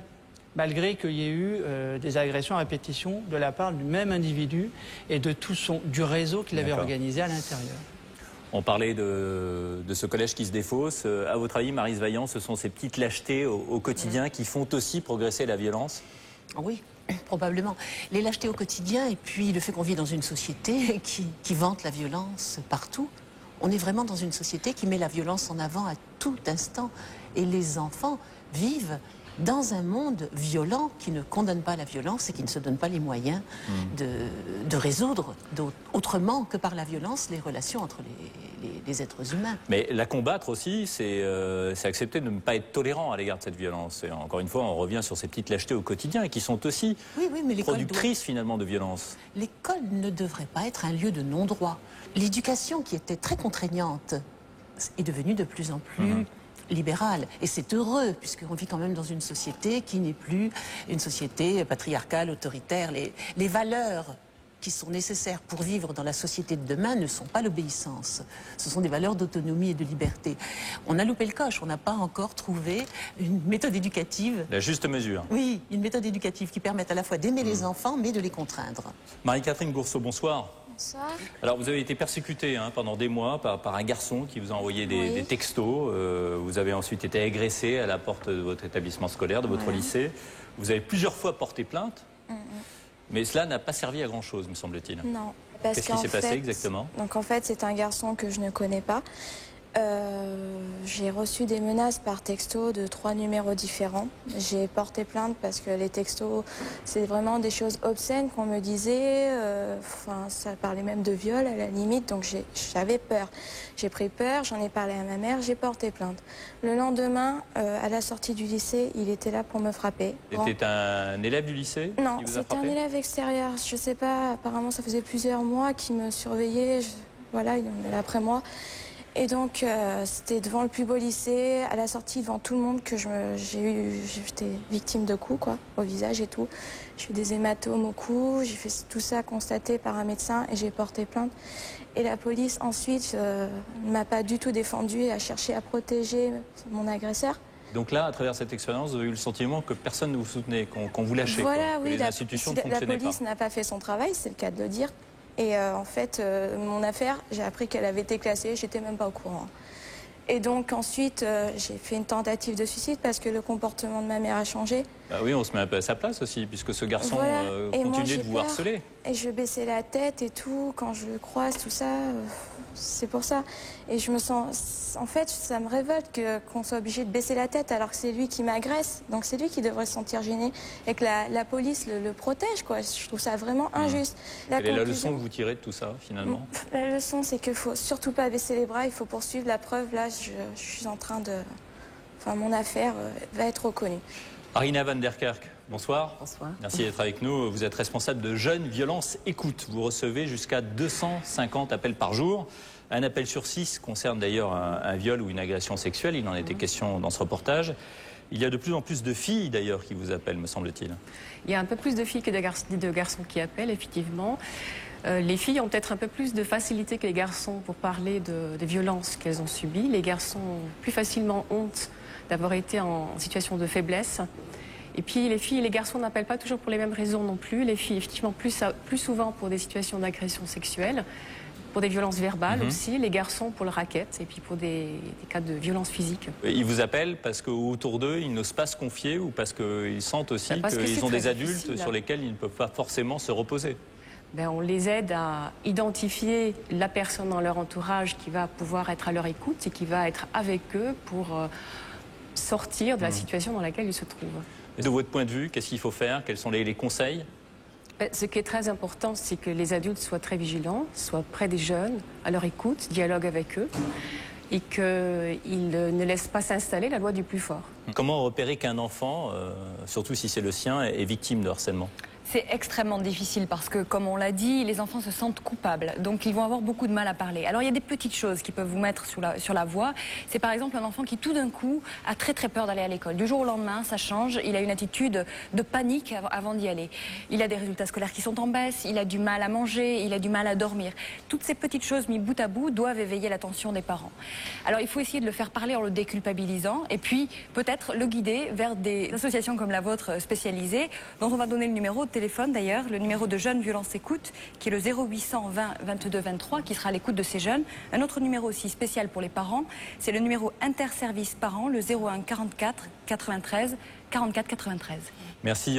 Nous parlions évidemment de la violence scolaire, en milieu scolaire. Il faut savoir que certains établissements ont trouvé des solutions, hein, c'est important. On y tient d'ailleurs dans cette émission à proposer des solutions. Des solutions d'ailleurs parfois toutes simples qui rappelleront certains souvenirs à ceux qui ont fréquenté l'école il y a une vingtaine d'années ou il y a une trentaine d'années. C'est un reportage d'Arcadie Varlamov.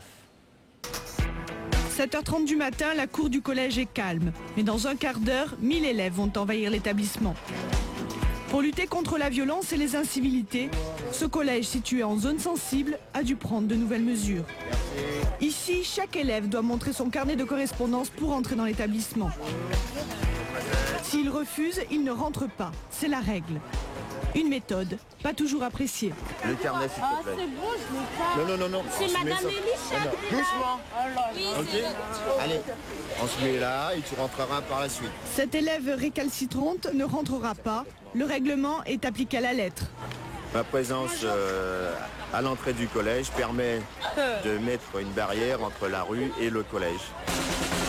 Ici, on apprend des choses simples. Se mettre en rang, se discipliner, ne pas s'injurier. Des principes pas toujours évidents pour ces collégiens. Le principal a voulu, à sa façon, dire stop à la violence scolaire. C'est vrai que le manque de respect, les actes difficiles d'incivilité et l'absentéisme ont atteint à un moment donné un niveau qu'on ne pouvait plus accepter. Cet enfant est un élève difficile. Il perturbe les cours et ses résultats ne sont pas bons.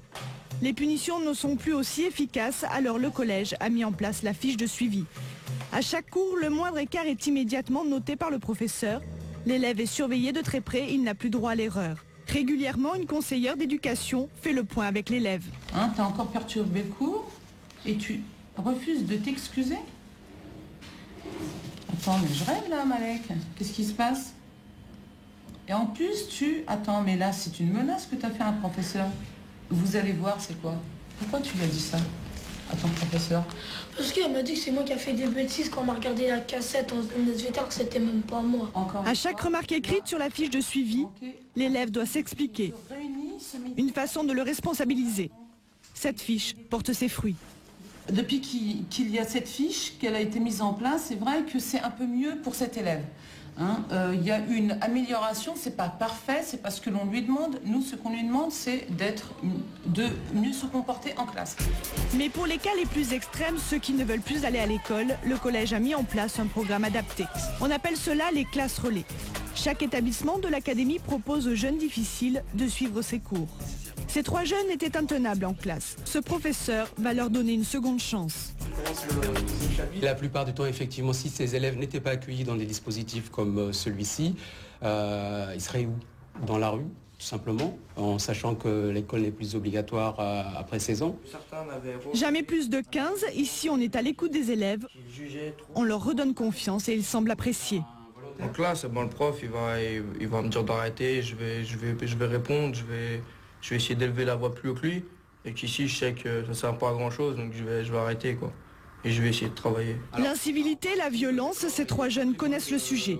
Dans cette classe, on leur apprend que ce n'est pas la jungle, il y a des limites à ne pas dépasser. Déjà à la base avec les copains, il n'y a pas de respect quoi. Commencer par ça, il n'y a pas de respect entre copains.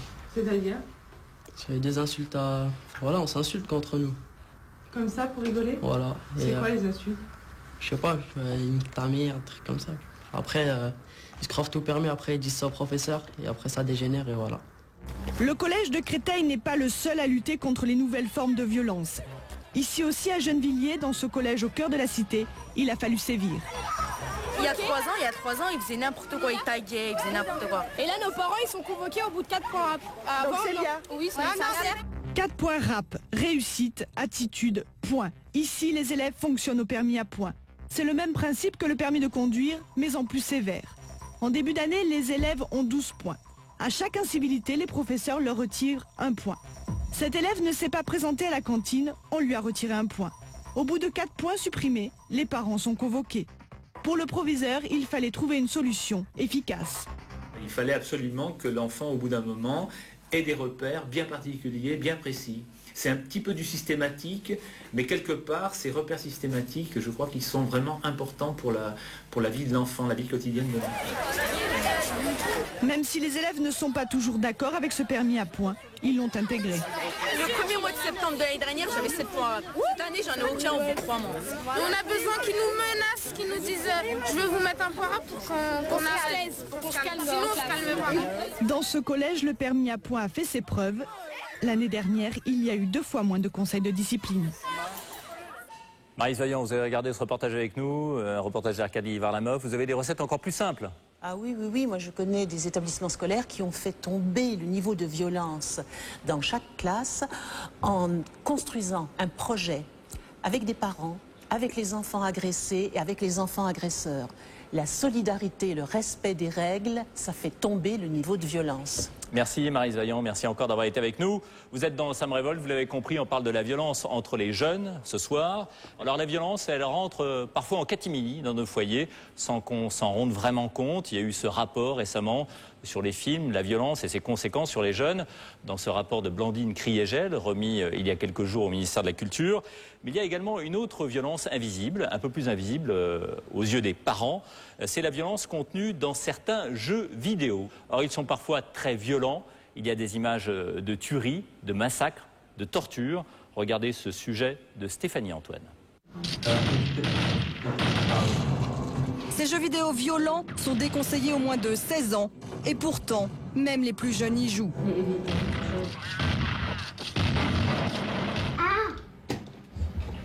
Basile a 4 ans.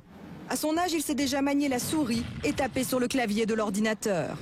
Comme tous les petits, il aime jouer à la guerre, mais pas avec un pistolet en plastique. Basile préfère tirer avec l'arme à feu de son jeu vidéo. Il sait à peine parler et déjà il connaît toutes les armes modernes. Je vais choisir une grenade. C'est ça, le M16. Kalachnikov. Ah non, c'est mort. Grenade, M16, Kalachnikov, tout ce vocabulaire guerrier n'a plus de secret pour lui. Dans ce jeu vidéo, Basile doit tuer le plus grand nombre de terroristes possible. Il en massacre parfois des centaines. Il est devenu si performant qu'il impressionne même son frère Maxime, âgé de 13 ans. C'est vous qui lui avez appris à jouer Non, il a appris tout seul. De ce qu'il nous regardait, et je sais pas, il a fait pareil. Je crois qu'il joue aussi bien. Basile, arrête. Basile. Bah oui, mais je crois que t'arrêtes. Leur mère est choquée quand elle apprend que son fils de 4 ans joue à un jeu vidéo violent. Tu les as tués, c'est pas beau en plus. Elle tente de l'en empêcher, mais ce n'est pas toujours facile de se faire obéir. Allez, c'est pas beau. Parce que c'est une petite. Ils sont complètement accrochés. Il est omnibulé par ça. Non mais voilà. C'est horrible. Moi je trouve ça effrayant. En plus, c'est bien fait parce qu'il y a du sang qui explose quand on lui tire dessus. Donc c'est vrai que quand on s'est rendu compte de la violence du jeu, c'était terminé. Mais c'est vrai que de temps en temps, il descend avec ses grands frères, il vient derrière voir ce qui se passe. Et puis bon, il regarde un peu et puis ça le passionne. Ça le passionne et Basile sait identifier chaque arme sous le regard stupéfait de sa maman. Celle-là, une Kalachnikov. Une Kalachnikov. Bon, d'accord. Ah, ça c'est... En plus, Basile connaît tous les termes adaptés au monde de la guerre. C'est un sniper. Non. Un sniper. Enfin bon, ça reste un jeu. Depuis qu'elle s'est rendue compte de la violence des jeux vidéo, la mère de Basile fait tout pour lui interdire de jouer. Quant à Maxime, il n'a la permission que les mercredis après-midi et les week-ends. Et là, avec son ami Charles, il ne pense qu'à s'asseoir devant son ordinateur pour tuer en virtuel. Tous ces jeux vidéo violents sont très réalistes. On s'y croirait et c'est bien ce qui fait leur succès. Parfois, on est dans la peau d'un terroriste qui doit massacrer le plus grand nombre de policiers possible. Dans un autre jeu, on peut voler des voitures, écraser des piétons ou encore braquer des banques. Si ce n'est pas un appel à l'incivisme, ça y ressemble fortement. Certains jeux utilisent des symboles très controversés, comme la croix gammée. Et l'un des plus sanglants de tous, c'est celui-ci. Tous les coups sont permis, même les plus vicieux. On peut massacrer sans limite. Toi, qu'est-ce que tu fais là? Je le coupe encore un petit coup, quoi. La cruauté de ce jeu ne choque même plus ni Maxime ni Charles. Là-dedans, je trouve qu'il n'y a pas tellement de sang, quoi. En fait, c'est parce que t'es habitué un petit peu, je pense, non? Bah ouais, peut-être. Ouais. Et ils apprécient cette violence, car elle provoque des sensations fortes. Il y a peut-être un peu de la peur. C'est des plans, c'est bien, tu vois. C'est bien. Et si Maxime et Charles ne sont pas choqués, c'est aussi parce que pour eux, cela reste un jeu. Virtuel, on sait que c'est pas vrai, donc c'est plutôt marrant. On joue à tuer, on joue à massacrer, mais les jeux violents ne sont pas toujours innocents. Ces tueries gratuites peuvent-elles inciter les malades du jeu à passer à l'acte? Edwige Antier est pédopsychiatre, elle tire la sonnette d'alarme. Si les parents n'arrivent pas à mettre un frein et expliquer à l'enfant pourquoi c'est important que son cerveau ne soit pas ainsi toujours surstimulé dans la même direction, eh bien nous allons vers une génération douloureusement déformée. Selon plusieurs études américaines, les jeux vidéo sanglants auraient des effets catastrophiques sur le comportement des enfants. Ils les rendraient violents et bagarreurs. Un psychologue militaire accuse même certains jeux d'entraîner les jeunes à tuer, comme on conditionne les militaires. L'effet est pervers car selon lui, les jeux vidéo font de la violence la plus extrême quelque chose de banal. Alors les fabricants des jeux vidéo ne sont-ils pas en partie responsables? Pour Jean-Claude Larue, président du syndicat des éditeurs de logiciels et de loisirs, ces théories sont très exagérées. Nous vendons des centaines de millions de jeux. Mais dans tous les coins de rue, on serait en train de vous tirer dessus. Et c'est pas ce qu'on fait. Et c'est pas ce qu'on fait. Donc cette violence, qui a besoin à un moment donné de s'exprimer, elle s'exprime dans le jeu vidéo. Je sais quand je joue que c'est pas la vraie vie. Je sais que c'est pas la vraie vie quand je joue. Et puis après, je passe dans la vraie vie. Mais distingue-t-on toujours la réalité du virtuel? Certains enfants passent plusieurs heures par jour devant l'ordinateur et plus les jeux sont sanglants, plus ils les réclament. Cela peut être inquiétant. Certains jeux sont interdits en France parce qu'ils sont trop violents, mais les initiés peuvent facilement les trouver sur Internet ou encore aller dans des salles en réseau, loin du regard des parents. Il est 2 h du matin. Nous sommes à Paris, dans l'une de ces salles en réseau.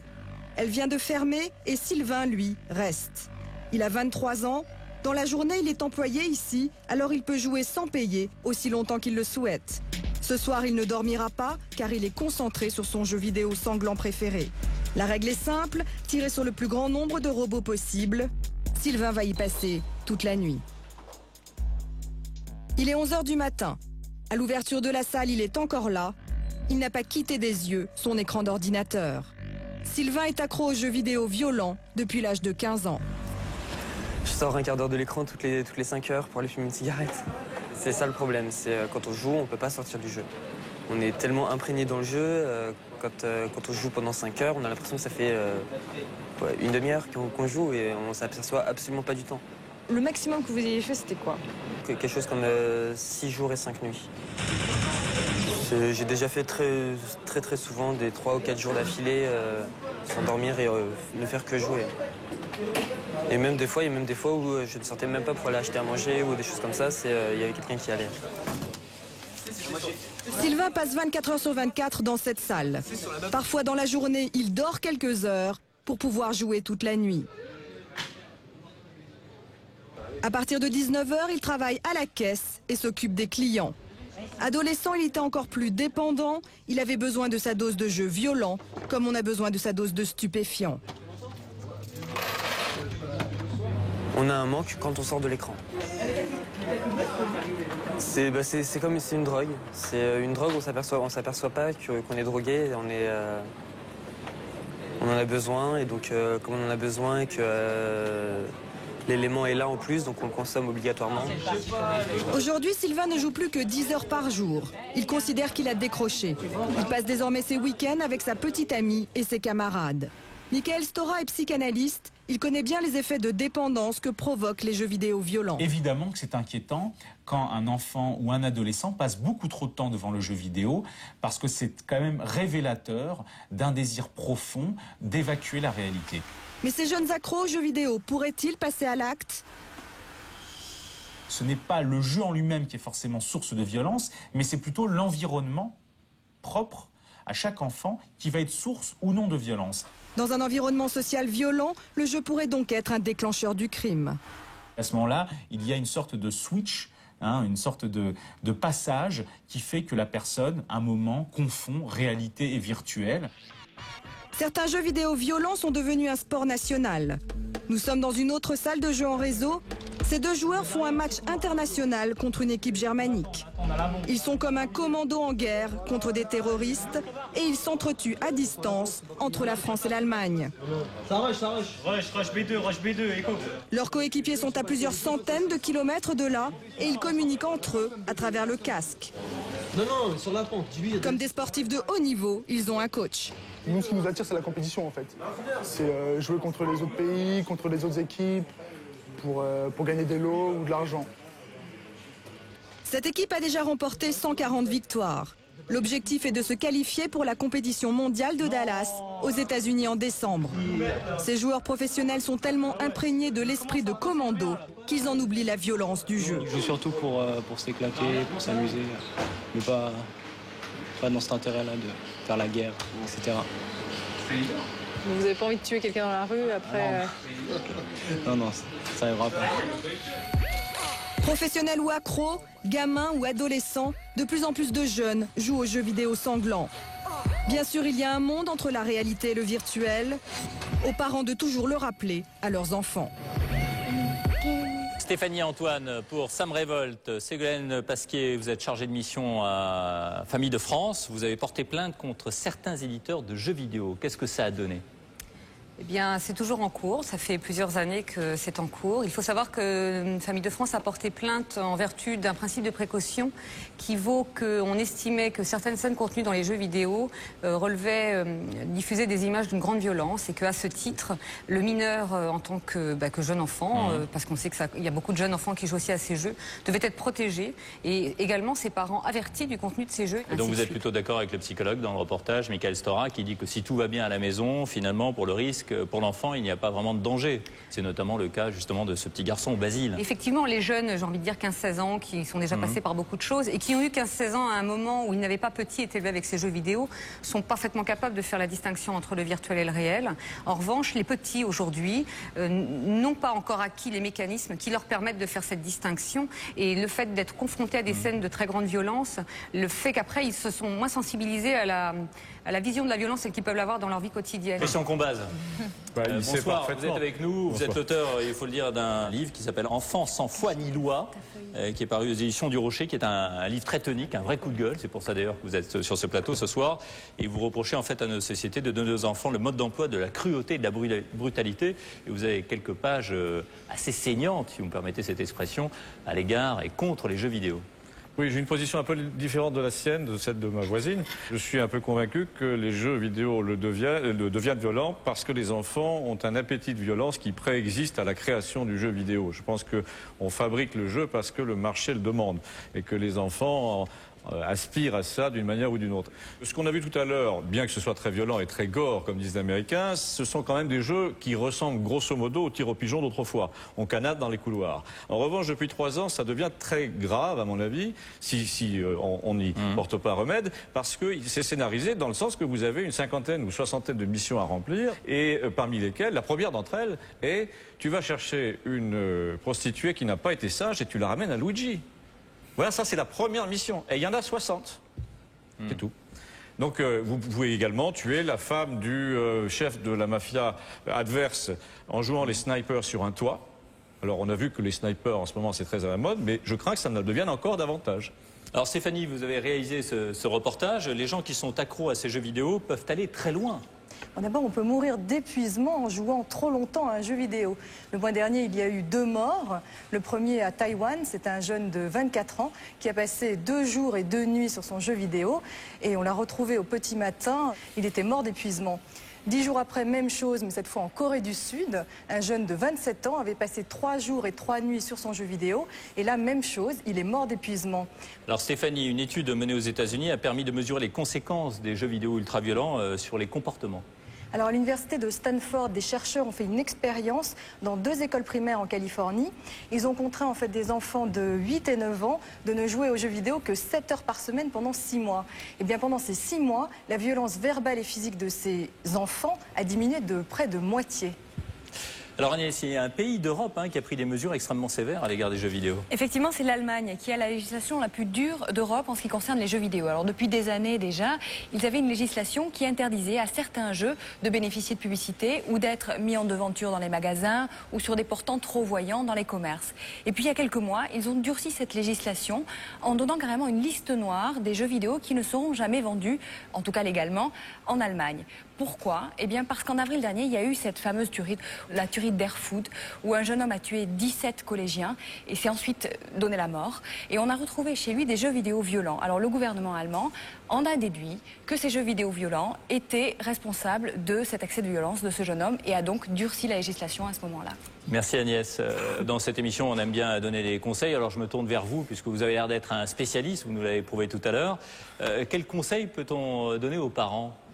Le premier, à mon avis, c'est de se méfier, enfin plus exactement d'écouter 2 fois plus attentivement quand un enfant se vante de pratiquer assidûment un jeu réputé violent. Mais beaucoup d'enfants se vantent en famille. Je ne peux pas citer de nom, c'est très dommage. Il y en a pourtant 3 ou 4 qui sont connus comme le loup blanc dans la jeunesse, et notamment dans la très jeunesse, c'est-à-dire 12 ans, comme étant à la fois attirants et inquiétants. Ils savent très bien qu'ils vont en zone interdite. Et ils ont besoin qu'on le leur rappelle. Ils ont besoin qu'on le leur rappelle, et c'est l'un de mes thèmes, et vous êtes gentil d'avoir souligné que j'avais écrit sur le sujet. Le problème, c'est que personne ne leur dit où est la limite, et beaucoup d'entre eux aimeraient savoir. Ils veulent bien la franchir. Ils veulent la franchir. Mais ils veulent franchir une limite qu'on leur a désignée. Or, personne ne prend le risque de dire, là, c'est du crime. C'est pour ça que les adultes doivent absolument mettre des barrières. Exactement. Alors ils sont libres de les transgresser après, mais qu'il soit dit une fois pour toutes qu'il y a une poignée d'adultes dont je fais partie et qui jugent ça dégueulasse et criminel. Voilà. Et la violence entre les jeunes, c'est le thème de Sam Revolt ce soir, je voulais le rappeler. Les mineurs, les ados sont d'ailleurs les premières victimes de cette violence qui est parfois entretenue par une sous-culture. Parfois d'ailleurs, ils en meurent. Une mort pour presque rien, absurde, révoltante. Reportage de Stéphanie Antoine et Bertrand Deveau. Ici, dans cette allée de cimetière, sont alignés des jeunes gens. Des adolescents, des jeunes adultes. Cet homme les connaît bien, il est militant associatif. Il les a vus grandir. La plupart de ces jeunes gens sont morts pour rien, ou pour si peu. 25 ans. 20 ans.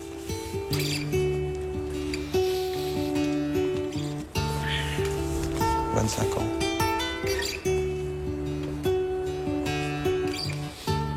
C'est un cimetière où on a enterré beaucoup de jeunes, beaucoup trop.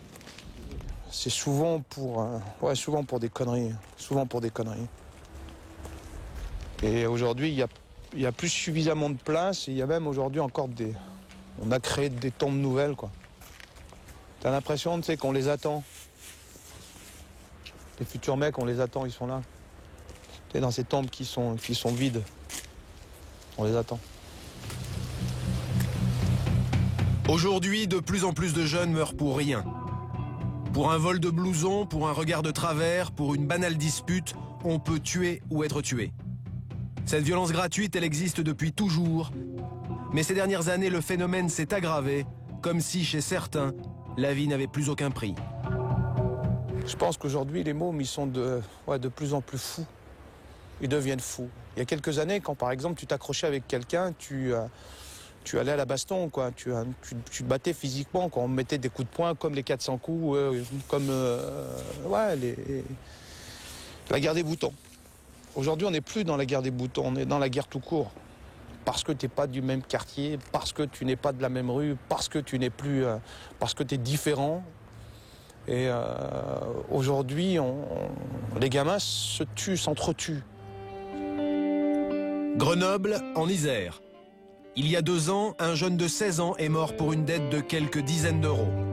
Il a été égorgé par ses propres copains dans une cave d'immeuble, il s'appelait Sofiane. Sa mort a provoqué une immense émotion et une incompréhension totale. Sofiane était un jeune comme les autres, ce n'était pas un délinquant. Il vivait dans un immeuble du quartier du village olympique, un quartier de Grenoble plutôt calme. 2 ans plus tard, nous retrouvons Stéphane et Miguel. Ce sont eux, avec leurs copains, qui ont découvert le corps de Sofiane. À l'époque, la police ne s'inquiète pas de sa disparition, elle pense à une simple fugue. Mais dans le quartier, on n'y croit pas et on se mobilise aussitôt. On était sûr qu'il y avait quelque chose qui n'allait pas. Alors on s'est tous mobilisés, les jeunes comme les petits, comme les pères de famille, comme tout le monde. Après 3 jours de recherche, Sofiane est enfin retrouvée dans les souterrains du quartier. C'est là que ses agresseurs, 2 garçons que Sofiane connaissait bien, l'avaient entraîné pour l'exécuter. Stéphane est encore sous le choc. La première sensation dès que j'ai retrouvé le corps, j'avais aucune... Enfin, je peux vous dire que ça s'est tellement vite passé, mais c'était tellement horrible, tellement... Je sais pas, j'ai aucun mot qui pourrait dire ce que j'ai ressenti, mais c'est vrai que c'est une chose que j'aimerais plus revivre et j'espère qu'il ne se passera plus. Hein. Très vite, on découvre que l'un des meurtriers est un ami de la famille de la victime. Ibtissam est la cousine de Sofiane. Le jour où le corps a été découvert, les agresseurs se trouvaient chez elle. Ils avaient même proposé de participer aux recherches. Le jour où on a trouvé Sofiane et tout, en fait, ils étaient chez nous. Mais ils ne nous disaient pas que c'était eux. Ils nous disaient, attendez, on va chercher avec vous. Je sais pas c'est qui, je crois qu'il a des affaires et tout. Et nous, on croyait, mais après, ma tante, et on a su que c'était eux, en fait. Alexandre était le meilleur ami de Sofiane. Lui aussi connaissait bien les meurtriers. L'un d'eux était un copain d'enfance, c'était même son voisin, un garçon a priori sans problème. Il était copain avec tout le monde, ami de quartier lui aussi. Il habitait dans la même tour que moi, 5 étages au-dessus. Et voilà, c'était un type comme nous, quoi. Alors quand ces jeunes ont appris le drame, ils n'ont pas voulu y croire. Quand on a appris la nouvelle samedi, quand ils l'ont retrouvé, on ne croyait pas. On disait non, c'est pas vrai, vous dites n'importe quoi et tout, parce que c'est des copines à nous qui sont venus nous l'apprendre. On a dit non, c'est pas vrai et tout, vous dites n'importe quoi, Sofiane il est là et tout. Et c'est après qu'on a... Même maintenant, on n'y croit toujours pas, on dit Sofiane c'est pas vrai, il est pas parti, mais... Ils n'y croient toujours pas, et pourtant. Alors comment des jeunes comme eux, sans histoire, des copains de quartier qui ont grandi ensemble, peuvent-ils ainsi basculer dans l'horreur et se transformer en assassins? Tout d'abord, les agresseurs avaient-ils un mobile? Même pas, ils ont tué pour un petit trafic de cannabis, une dette de quelques euros, une vague histoire d'honneur et de vengeance. Tout cela n'explique pas un assassinat. Ont-ils alors agi sous un coup de folie? Ces 2 jeunes assassins étaient-ils déséquilibrés? Faux. Ils avaient conscience de ce qu'ils faisaient. Le meurtre avait bel et bien été prémédité. Le docteur Daniel Gonin est expert psychiatre. Son analyse est sans appel. Les adolescents meurtriers avaient tout prévu, tout planifié. Ils ont fait un scénario qu'ils ont beaucoup retravaillé. puisqu'ils ont travaillé longtemps avant de faire ça. Ils n'étaient pas pressés pour tuer l'autre. Ils voulaient le faire dans des conditions qui soient celles qu'ils avaient prévues, que rien ne soit laissé au hasard. Ils ne sont pas bagarrés avant de tuer, il n'y a pas eu de dispute, il n'y a pas eu même de mots échangés violents, puisqu'ils l'ont pris dans une espèce de piège. C'était vraiment la victime désignée qu'on allait tuer. Est-ce qu'ils avaient conscience de ce qu'ils faisaient? Ouais, franchement, ils étaient trop conscients. Trop conscients? Ouais, c'était bien conscient de ce qu'ils faisaient. Maître Ronald Gallo, l'avocat de l'un des meurtriers, ne dément pas cette version. Les tueurs savaient bien ce qu'ils faisaient, mais ils ne se rendaient pas compte de la gravité de leurs actes. Ils ont conçu un plan qui était déconnecté de la réalité. D'autant que ce drame se déroule dans l'obscurité la plus totale. Donc ils ne sont pas spectateurs des actes qu'ils sont en train de commettre, comme dans un cauchemar. Comme dans un film. Comme dans un film aussi. Peut-être se sont-ils crus dans un film. Mais pour cet avocat, c'est tout leur environnement qui est en cause. Le fait qu'ils soient baignés comme tous les adolescents, parce qu'il y a une multitude d'explications. Il y a le quartier, il y a les problèmes liés à l'adolescence, mais il y a également le fait qu'ils soient exposés au quotidien à la violence par les films qu'ils visionnent en permanence, où l'ensemble des deux accusés sont venus dire nous on ne voit pas les gens souffrir quand on voit un film, quand on voit un meurtre, on ne voit pas la famille désolée, en plein désarroi. C'est maintenant, 2 ans après, qu'on est exposé à ce genre de situation. Est-ce pour cela que Sofiane est mort? Pour des jeunes qui n'ont pas su faire la différence entre fiction et réalité. Aujourd'hui, ce qui est sûr, c'est que la violence se banalise un peu partout, et pour un rien, ça peut déraper. Il y a beaucoup plus de violence qu'avant, c'est sûr. C'est sûr et certain, ça. Ça s'exprime comment, par exemple? Ça s'exprime comment? Ouais. Juste un regard, ça suffit. Un regard un peu de travers, c'est bon. Le type, il peut réappliquer, il peut te dire, voilà, qu'est-ce qu'il y a, t'as un problème. Et à la fin, vous cognez dessus. Comme ça. Maintenant, tu marches ta tête droite et que tu regardes personne, c'est tout. Donc pour un rien? Pour un rien, voilà. Maintenant, c'est comme ça. C'est comme ça parce qu'aujourd'hui, certains jeunes ne respectent plus rien. Personne ne s'oppose à eux, alors ils font leur propre loi. Et cela peut aller jusqu'à la mort. La première fois, je te bouscule, tu dis rien du tout. Parce que, bon, allez, t'as peur ou t'expliques. La seconde fois, je te jette par terre, je t'écrase par terre. Tu dis rien. Et ben après, je te mets des coups de couteau. T'as pas mis de limite. T'as pas dit à un moment ou à un autre, non, stop, tu peux pas là, tu peux pas. Tu touches à mon intégrité, tu touches à mon... Non, tu peux pas. Personne ne veut réagir. Quand dans un tram, t'as des gamins qui fument ou qui font des choses qui sont répréhensibles, il n'y a personne dans le tram qui bouge. Personne. Il y a des gamins qui ont violé des minettes dans le train. T'as tout le train qui regarde. T'as tout le train qui regarde. Alors bien évidemment, le gamin, qu'est-ce qu'il te fait après? Il te tire dessus. Pourquoi il ne tirerait pas dessus? Tu dis rien. Tu dis rien. Pourquoi il ne va pas te tirer dessus? Les assassins de Sofiane ne se sont pas fixés de limite. C'était la mort ou rien. Mineurs au moment des faits, ils ont été condamnés à 12 ans de prison. Une histoire épouvantable qui risque malheureusement de se répéter, car personne, ici ou ailleurs, n'est épargné par cette violence. Et combien de drames faudra-t-il pour qu'il y ait une prise de conscience collective? Parti comme c'est parti, ils ont mis de la place. Il y a de la place. Donc je sais pas jusqu'à quand. Je sais pas. Je sais pas. Alain Guilloni est avec nous. Bonsoir. Bonsoir. Votre fils Fabien a été tué en 1995 à Reims par un agresseur qui voulait tout simplement lui voler son Walkman. C'est aussi une mort absurde, une mort pour rien. L'assassin de votre fils était déjà fiché par la police d'ailleurs.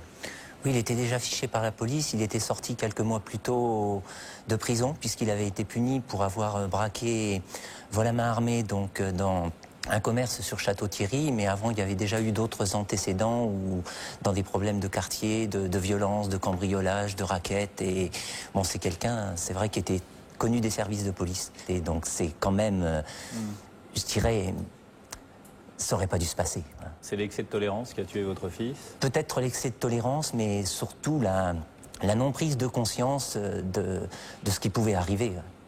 Il y aurait dû avoir des réactions. Et c'est un petit peu, je dirais, une question qui peut être encore posée aujourd'hui, mais que d'autres étudiants peuvent rencontrer dans d'autres établissements. 7 ans après, votre douleur est la même. Est-ce que vous avez le sentiment, malgré tout, que les choses ont progressé, se sont améliorées? Je pense que la situation évolue parce que au moment où c'est arrivé, on a pu rencontrer des politiques, des gens bien implantés, des gens de la justice, des gens d'éducation nationale. Et il fallait parler de la prévention. Et la prévention, il faut savoir qu'elle a ses limites. À un moment, il faut pouvoir poser des actes un peu plus fermes aux délinquants pour qu'ils comprennent qu'il faut s'arrêter. Parce qu'on ne peut pas comme ça priver quelqu'un de la vie alors qu'on n'a pas mérité ça. Et je crois qu'actuellement, le discours, il va dans un autre sens. Dans le sens que les victimes devraient être moins nombreuses. Et que des actions de terrain permettent que des actes comme ça ne se produisent pas ou se produisent moins. Parce qu'on ne peut pas mourir pour rien dans la rue. Ça, c'est quelque chose qui est inadmissible et...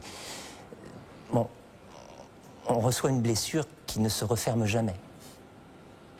C'est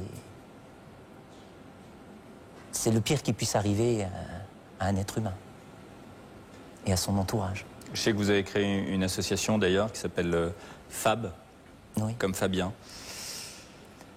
Mohamed Lassine, qu'est-ce que vous avez envie de dire au papa de Fabien? Moi, je pense qu'il y en aura d'autres, comme son fils, parce qu'aujourd'hui, on est incapable de mettre des limites.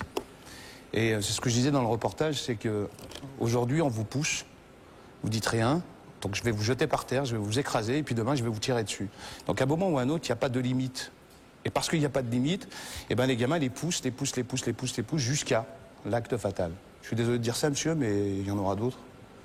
Il y en aura d'autres parce qu'on est dans une société où c'est le plus fort qui gagne et c'est le faible qui perd.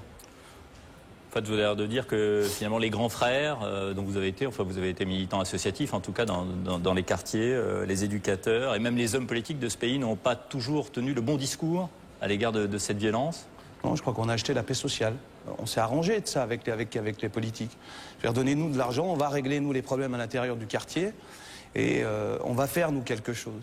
Je pense aussi c'est qu'on a énormément assisté les jeunes. Et j'en fais partie, moi, de ces jeunes. À un moment, j'en étais. Ça veut dire que j'ai fait, moi, des choses que la plupart des classes moyennes ne font pas. J'ai sauté en parachute, j'ai fait de l'avion, j'ai fait énormément de choses, mais avec aucune contrepartie. Ça veut dire que je ne gagne pas le fait... Tout vous était offert gratuitement parce que vous veniez d'un quartier déshérité. Pratiquement gratuitement. On a fait, en fait, des petits bourges. On est des petits bourges. Et il y a 18 ans, il n'y a plus rien. À 18 ans, il n'y a plus cette manne financière pour nous permettre d'aller skier à Tignes, y aller faire de l'avion, etc. Et je pense qu'on a fait, des assistés. Et aujourd'hui, pour répondre à la volonté sécuritaire de l'ensemble de la population française, eh bien, on envoie des gros tanks, qui sont les flics, qui répondent en fait quand c'est déjà trop tard. Quand c'est déjà trop tard. Christian Combaz. C'est pas tout à fait trop tard pour fermer le robinet. Le robinet à délinquance. Le robinet, il commence à 1 an et demi, à 1 an.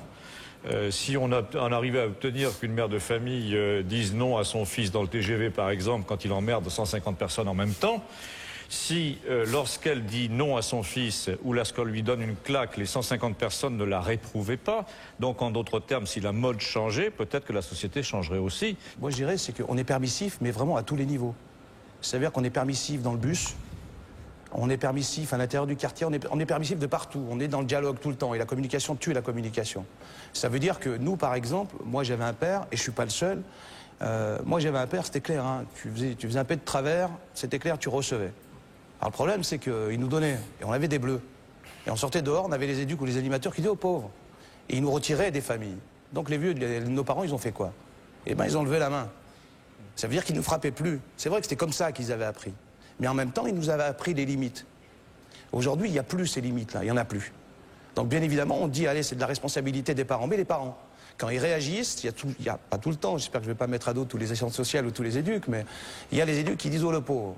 Et on discute et on dialogue. Quand effectivement, à un moment ou à un autre, tu lui dis non, stop. Christian Combaz, dans votre livre, vous allez plus loin encore. Hein, vous dites que nous avons dévalué l'image du père et il nous impose celle du caïd. Nous n'avons pas su imposer nos règles, ils nous imposeront les leurs. Je vais deux noms. On est passé du père idéal à la Alain Souchon.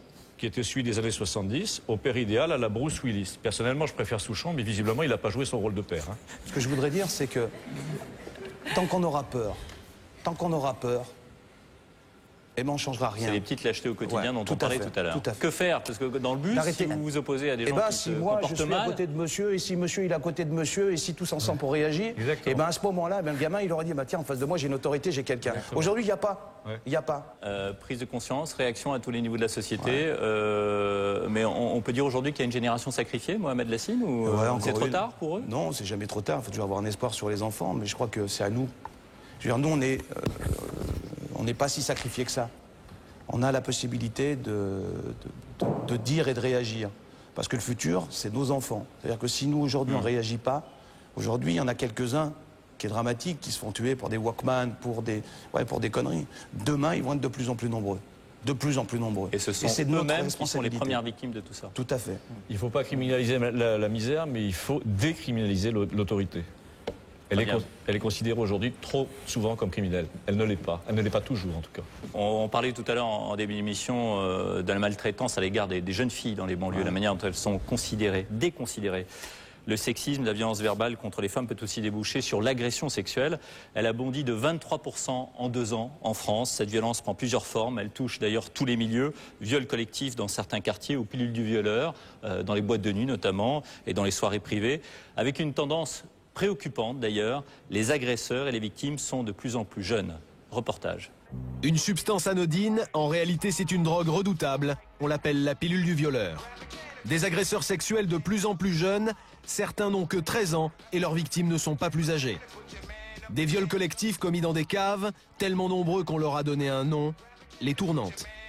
Dans les banlieues ou dans les quartiers chics, à Paris ou en province, les violences sexuelles se multiplient chez les adolescents comme s'il s'agissait d'un jeu. Nous sommes en banlieue parisienne, rencontre avec des jeunes. Ceux-ci n'ont rien fait de mal, mais les tournantes, ils en ont entendu parler. Le problème, c'est qu'ils ne sont pas conscients de leur gravité. À les entendre, ce sont les filles qui aiment ça. Au début, elles veulent, elles acceptent. Elles sont des grosses putes, elles veulent. Non, écoute, c'est pas des grosses putes, c'est les meufs, elles aiment bien, c'est tout. Au début, elles sont toutes seules, bon, elles veulent et tout. Elles sont dans le mouvement, un deuxième, un troisième. Ces filles-là, ce sont des objets, c'est ce qu'elles veulent, elles veulent ça, et nous, on est aussi obligés d'elles, dans un sens. Et après, nous, on se retrouve baisés, soi-disant viol, machin, tout ça, c'est de la connerie. C'est de la connerie. Comme un fantasme, tu peux le réaliser, tu le réalises. C'est tout. La fille est consentante, il n'y a pas de problème. Mais après, une fois que la fille, elle a réalisé ce qu'elle a fait, c'est là que tu vois qu'il y a un problème. Là, il y a 4 viols, machin, mais c'est des conneries, il n'y a aucun viol, en fait. Les tournantes, c'est des conneries.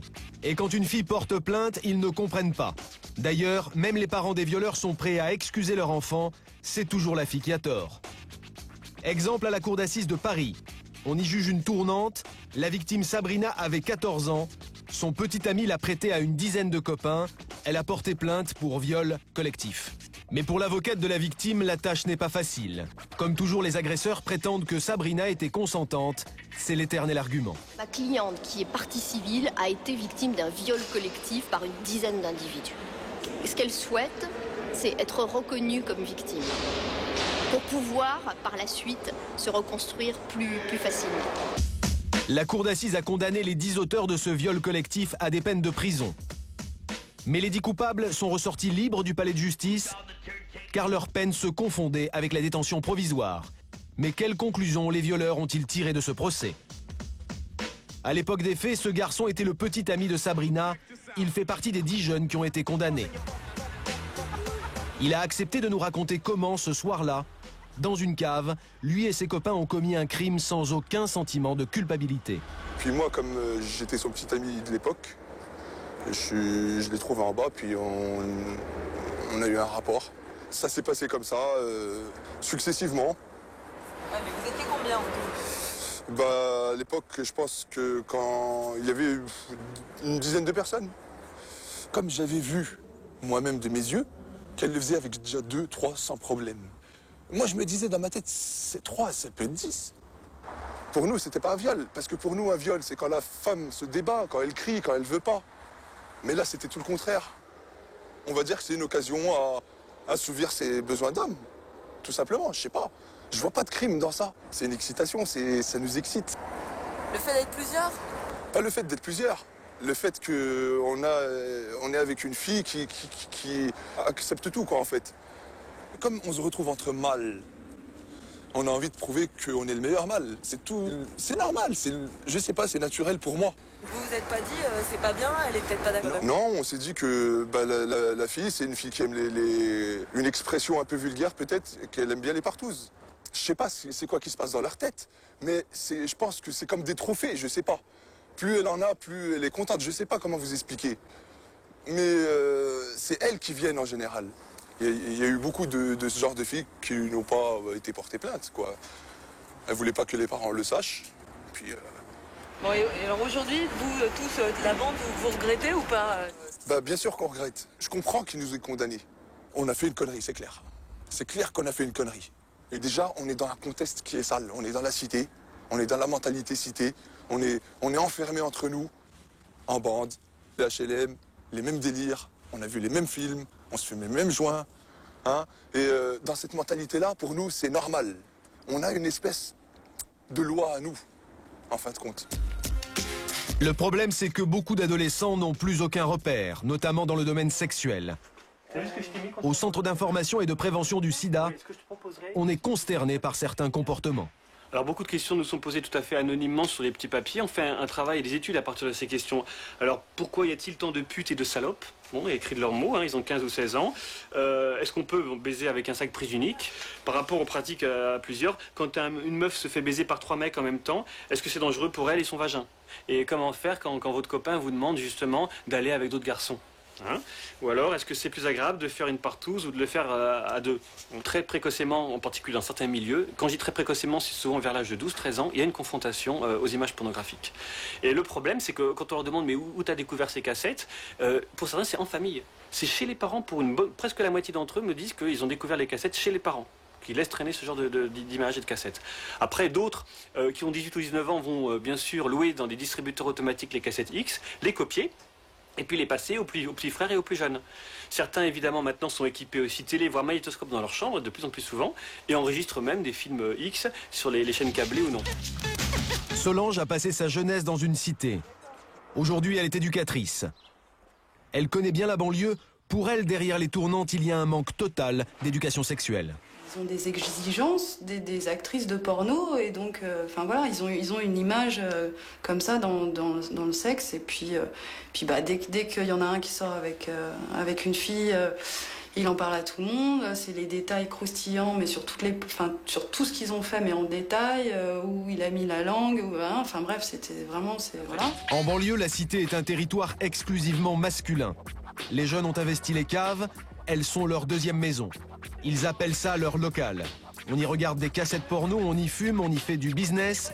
Et quand une fille sort avec un garçon de la bande, parfois les copains en profitent. Comme ils partagent déjà avec les mots systématiquement leurs histoires, et qu'ils les partagent physiquement, il n'y a pas loin à aller, quoi. Voilà. Le pire, c'est que le phénomène touche des adolescents de plus en plus jeunes. Des filles de 12-13 ans se font maintenant violer par des garçons à peine plus âgés qu'elles. Des viols à répétition qui peuvent durer des semaines, voire des mois. Mais les violences sexuelles ne concernent pas que les quartiers difficiles. Nous sommes au cœur de Paris. Dans les beaux quartiers, on ne parle pas de tournante. Ici, la technique est plus sophistiquée, même si elle est plus marginale. Voici l'arme absolue, une drogue venue des États-Unis. Dans certaines boîtes à la mode, dans certaines soirées chic, des hommes versent cette drogue dans les verres des jeunes filles. On appelle cela la pilule du violeur. Un produit redoutable que les médecins connaissent bien. C'est un produit qui n'a pas d'odeur, qui n'a pas de saveur, qui est donc absolument indétectable, qui est un anesthésique. Depuis 2 ans, la pilule du violeur aurait fait des dizaines de victimes à Paris. Les policiers ont retrouvé plusieurs jeunes filles, droguées, errant dans les rues au petit matin. Voici par exemple ce qu'ils ont trouvé aux Champs-Élysées. Des jeunes femmes qui étaient abandonnées, quasi nues, si ce n'est complètement nues, à l'aube, dans des quartiers chics de la capitale, et qui manifestement avaient fait l'objet, à mon avis, de ce type de viol. Les victimes de ces viols refusent souvent de témoigner. Laurence a pourtant accepté de nous raconter son calvaire. Elle a 25 ans, elle est étudiante. Ce qu'elle a vécu, c'est le scénario classique dans ce genre d'abus sexuel. Ça s'est passé chez des amis, j'étais invitée chez des amis, c'était une petite soirée. On a dîné, on a bu du vin. Et moi, je me souviens de la première partie de la soirée. À partir d'un moment donné, j'ai pas de souvenir très clair. Pas de souvenir car Laurence est persuadée qu'un de ses amis a versé la pilule du violeur dans son verre avant de la conduire dans un autre appartement. Un des effets de la pilule du violeur, c'est une totale docilité suivie d'une amnésie. Je ne vois pas mon départ, c'est-à-dire que je n'ai pas d'image de mon départ. Je ne sais pas comment j'ai dit au revoir, des choses comme ça. Et le trajet, je n'ai aucune image du trajet, sauf plus tard, quand j'arrive chez cette personne, j'ai une image, je suis debout dans le couloir. C'est vraiment un flash. J'ai oublié 14 ou 16 heures de ma vie. Après ce trou noir, Laurence se réveille nue dans le lit de son présumé agresseur. Je dormais dans son lit, ce qui n'est pas normal. Je ne pouvais pas marcher, je ne pouvais pas bien articuler. Mais j'ai quand même pu appeler mon ami et puis je lui ai demandé de venir me chercher. Au téléphone, l'ami de Laurence comprend tout de suite qu'elle l'appelle au secours. J'ai compris qu'il y avait quelque chose qui n'allait pas, surtout parce qu'elle avait du mal à s'exprimer. Mais tout de suite, j'ai dit que j'allais la chercher, que j'ai traversé Paris pour aller la chercher. À l'hôpital, les médecins soupçonnent aussitôt la pilule du violeur. Donc, ils ont fait un test d'alcoolémie et il n'y avait pas d'alcool. Un test drogue et pareil, ils n'ont rien trouvé. Alors, ils m'ont parlé de l'existence de certaines drogues comme ça qui ne laissent pas de traces dans le sang et qui causent exactement les symptômes que j'avais. J'articulais pas bien, je ne pouvais pas parler, je ne pouvais pas bien marcher. Quand je suis arrivée, ils m'ont mise sur un brancard et ici aux urgences, on m'a demandé si je voulais porter plainte parce que pour eux, c'était évidemment un cas d'agression. À l'Hôtel-Dieu, on connaît bien les symptômes que présente Laurence. De nombreuses femmes arrivent dans cet état. Laurence est immédiatement dirigée vers le service des femmes violées. Lorsqu'elle est arrivée à l'hôpital, elle était très confuse, avec une désorientation très importante, avec des difficultés à reconstituer précisément les faits. L'examen gynécologique révèle des traces de spermatozoïdes. Sur les conseils des médecins, Laurence porte plainte.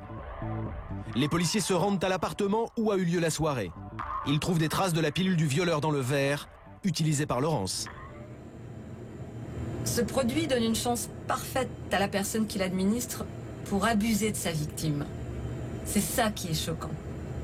J'étais choquée, surtout j'étais choquée parce que je ne savais pas du tout que ce genre de choses pouvait exister. En fait, je ne pouvais même pas l'imaginer. C'est une poudre blanche semblable à du sucre. Quand elle est diluée dans l'eau, elle est invisible et elle n'a pas de goût. Impossible donc de s'en apercevoir. Alors certains en profitent. Résultat, les médecins de l'Hôtel-Dieu reçoivent de plus en plus de jeunes femmes violées après avoir été droguées. Il y a pratiquement une victime par semaine, mais pourquoi cette drogue est-elle aussi efficace ? C'est un produit qui agit extrêmement rapidement. En général, il est donné donc par les anesthésistes. Mais étant donné que sa composition est extrêmement facile, n'importe quelle personne peut arriver à fabriquer ce médicament en dehors de l'industrie pharmaceutique. Sous l'emprise de cette drogue, les victimes sont totalement désinhibées. Elles ne sont plus maîtres d'elles-mêmes. La victime est consciente, active, mais manifestement dans un état de soumission, c'est-à-dire effectuant des actes contre sa propre volonté, notamment la participation à des actes sexuels. Pas de souvenirs, peu de traces. Pour la justice, la preuve est difficile à établir. Mieux encore, la victime ne s'étant pas débattue, il n'y a pas de marque physique. Et il n'y aura bien sûr pas de maintien, par exemple, strangulation, tenue des mains, violence près des parties sexuelles. Et dans ce cadre-là, évidemment, il va y avoir une énorme difficulté à prouver le viol. Pilule du violeur dans les beaux quartiers, tournante dans les banlieues. Comment mettre fin à ces nouveaux fléaux de la société ? Cet homme a peut-être trouvé la solution. Bernard Bragard a été maire de Courcouronnes en région parisienne. Il y a 3 ans, 2 jeunes filles ont été sauvagement violées dans cette ville par une bande d'adolescents. Les victimes n'osaient pas porter plainte, la population se taisait et les violeurs n'avaient aucun remords. Ils n'avaient pas conscience d'avoir fait quelque chose de grave et leur réaction pour certains, ça a été de dire bon alors quand est-ce qu'on sort parce que On va pas perdre du temps avec des conneries pareilles, il y a la télé à regarder ce soir. Le maire a refusé cette fatalité. Il a adressé une lettre à tous les habitants pour dénoncer les nouveaux barbares. Et pour la première fois, les choses ont changé. La loi du silence a été rompue. Il y a eu des débats dans les familles, on a parlé, les femmes ont parlé à leurs fils, ont parlé à leurs maris, à leurs enfants, à leurs filles. Et ces débats ont permis à ce qu'il y ait une prise de conscience que c'était mal, que c'était interdit, qu'il y avait des sanctions, que c'était grave et que chacun pouvait être touché. C'était pas les autres, c'était moi ou ma fille ou ma meuf ou quelqu'un que je connais. Et à force d'être silencieux, on devenait complice. Arrêtez d'être complice. Cet exemple pourrait servir à la France entière.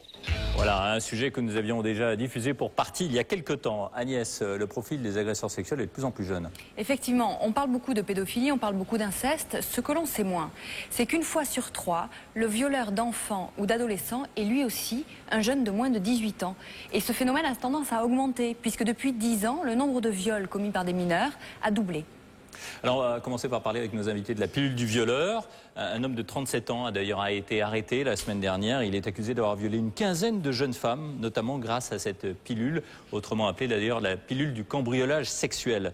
Maître Moscovici, bonsoir. Bonsoir. Alors, vous avez défendu plusieurs victimes de la pilule du violeur. Quel est le profil des agresseurs précisément ? Eh bien, concernant ce type de viol, il n'y a pas de profil de violeur. Ce que l'on remarque cependant, c'est que les violeurs sont des gens tout à fait socialement insérés. Ce sont des gens qui appartiennent soit à des milieux bourgeois ou qui travaillent tout à fait normalement. Ce n'est pas un type de violeur qui sera désinséré. Et c'est très important, ce sont des gens qui travaillent, qui ont souvent une vie de famille, qui ont des enfants. Alors vous dites que ça concerne les milieux bourgeois, les boîtes de nuit, etc., les soirées privées. Quelles précautions peut-on prendre ? Je crois que la première précaution à prendre, c'est lorsqu'on va dans une soirée où l'on ne connaît pas les gens, c'est de faire attention à son verre. Cela étant, moi je défends des personnes qui malheureusement ont été violées par des amis, par des gens très proches. Je crois que la précaution que l'on peut prendre, c'est si à un moment donné la personne se sent partir comme pour une anesthésie, c'est immédiatement d'essayer de rentrer chez elle ou si elle le peut de faire appeler un médecin. Je crois que ça c'est très important parce que cela va très vite. Entre l'ingestion du produit et le moment où la personne est quasiment endormie, il se passe uniquement d'une minute. Alors parlons maintenant de ce que l'on appelle les tournantes, les viols collectifs. Les jeunes que l'on a entendus dans ce reportage ne sont pas des agresseurs, bien entendu. Mais ce qui est frappant, c'est leur discours un peu déculpabilisant, qui banalise finalement la tournante, prise comme un jeu, un rite initiatique. Et c'est souvent d'ailleurs ce qu'on entend à la sortie des cours d'assises quand on juge des agresseurs de ce genre, Mohamed. Oui, tout à fait. En même temps, je crois que c'est la misère psychologique. C'est-à-dire que le seul endroit où ils connaissent le sexe, c'est à l'intérieur du quartier. Parce qu'à l'extérieur, ils n'ont pas de rapport avec d'autres filles qu'à l'intérieur du quartier. Et donc, ils vont repérer la fille ou le garçon le plus faible. Et là, à ce moment-là, c'est ces fameuses tournantes. Mais c'est pas nouveau. Que faut-il faire pour faire en sorte que ça cesse ? Franchement, je vois pas de solution. Là-dessus, je vois pas de solution. Ouais. Et Christian Combaz, dans votre livre d'ailleurs, vous dites, vous craignez les commandos de jeunes gens qui classeront les femmes en deux catégories, les putes et les mères de famille, et qui joueront un peu partout à la police des mœurs. Oui, mais ça, la deuxième étape, on va la voir dans la société générale, puisque, si j'ose dire, certains d'entre eux vont aller essayer d'appliquer le même genre de code sur les plages, par exemple, en rôdant sur à Cannes au milieu de l'été. Ça, je le prédis, je le sens, on le sent. Ils le font déjà parfois au bord des piscines, pour essayer d'imposer une règle, parce que c'est la seule qu'ils aient trouvée. Ils l'ont instaurée dans leur propre fratrie, et puis cette règle a l'air de fonctionner à peu près. Ils vont essayer de l'étendre aux abords immédiats. Et cette règle va consister à intimider une femme au sein nu au bord de la piscine en disant « mais tu n'as pas honte de rester comme ça ». Et ça nous pend au nez. Je ne sais pas si vous en êtes d'accord, mais à mon avis, ça va s'étendre à des villes moyennes, bien bourgeoises, bien normales. Malheureusement, ils sentent qu'ils peuvent donner le là, ils vont essayer de le faire. Parce qu'en même temps, c'est aussi une de leurs forces de dire à l'autre, voilà, je suis plus fort que toi. En même temps, moi je pense que à nous qui sommes à l'intérieur des quartiers, nous qui sommes, j'aime pas ce terme, les grands frères, c'est à nous de dire aux sœurs, à nos sœurs, voilà, tu peux te balader comme tu veux, de toute façon, moi je serai là pour te protéger. Et celle qui n'a pas de frère ? Eh ben moi qui suis pas ta sœur, eh ben je ferai de telle façon que je serai ton frère du moment. Merci. Très bien, je crois que c'est important en effet de restaurer le dialogue, d'avoir le courage de défendre non seulement sa famille, mais ses amis, à l'école, un peu partout, dans la rue, dans la boîte de nuit. On a parlé des petites lâchetés au quotidien, on a parlé de la nécessité de rentrer en résistance face à la violence en général, car encore une fois, les jeunes, qui en sont souvent auteurs, en sont également les premières victimes, comme on a tenté de le démontrer dans cette émission. Merci à tous, c'est la fin de cette émission. Merci Maître, merci Christian Combaz. Je voudrais recommander un petit livre, « Dire non à la violence ». C'est un passeport pour les ados et pour les post-ados, aux éditions Milan. Les essentiels Milan Junior, pour dire non à la violence. C'est important, c'est un passeport qu'on peut emmener avec soi et qui peut servir de guide dans les cours de récré notamment. Restez sur M6 car dans un petit instant, il y a un téléfilm, son titre La Condamnée, avec Diane Keaton. Le film est inspiré d'une histoire vraie. C'est une histoire d'amitié très forte entre une romancière et une condamnée à mort. Ça se passe aux États-Unis. Je vous propose d'ailleurs un extrait de ce téléfilm. Vous croyez sans doute que c'est l'histoire de sa mort. En réalité, cette histoire parle de la façon dont cette fille égarée m'a ramenée à la vie. Ce n'est pas un être humain que vous voyez.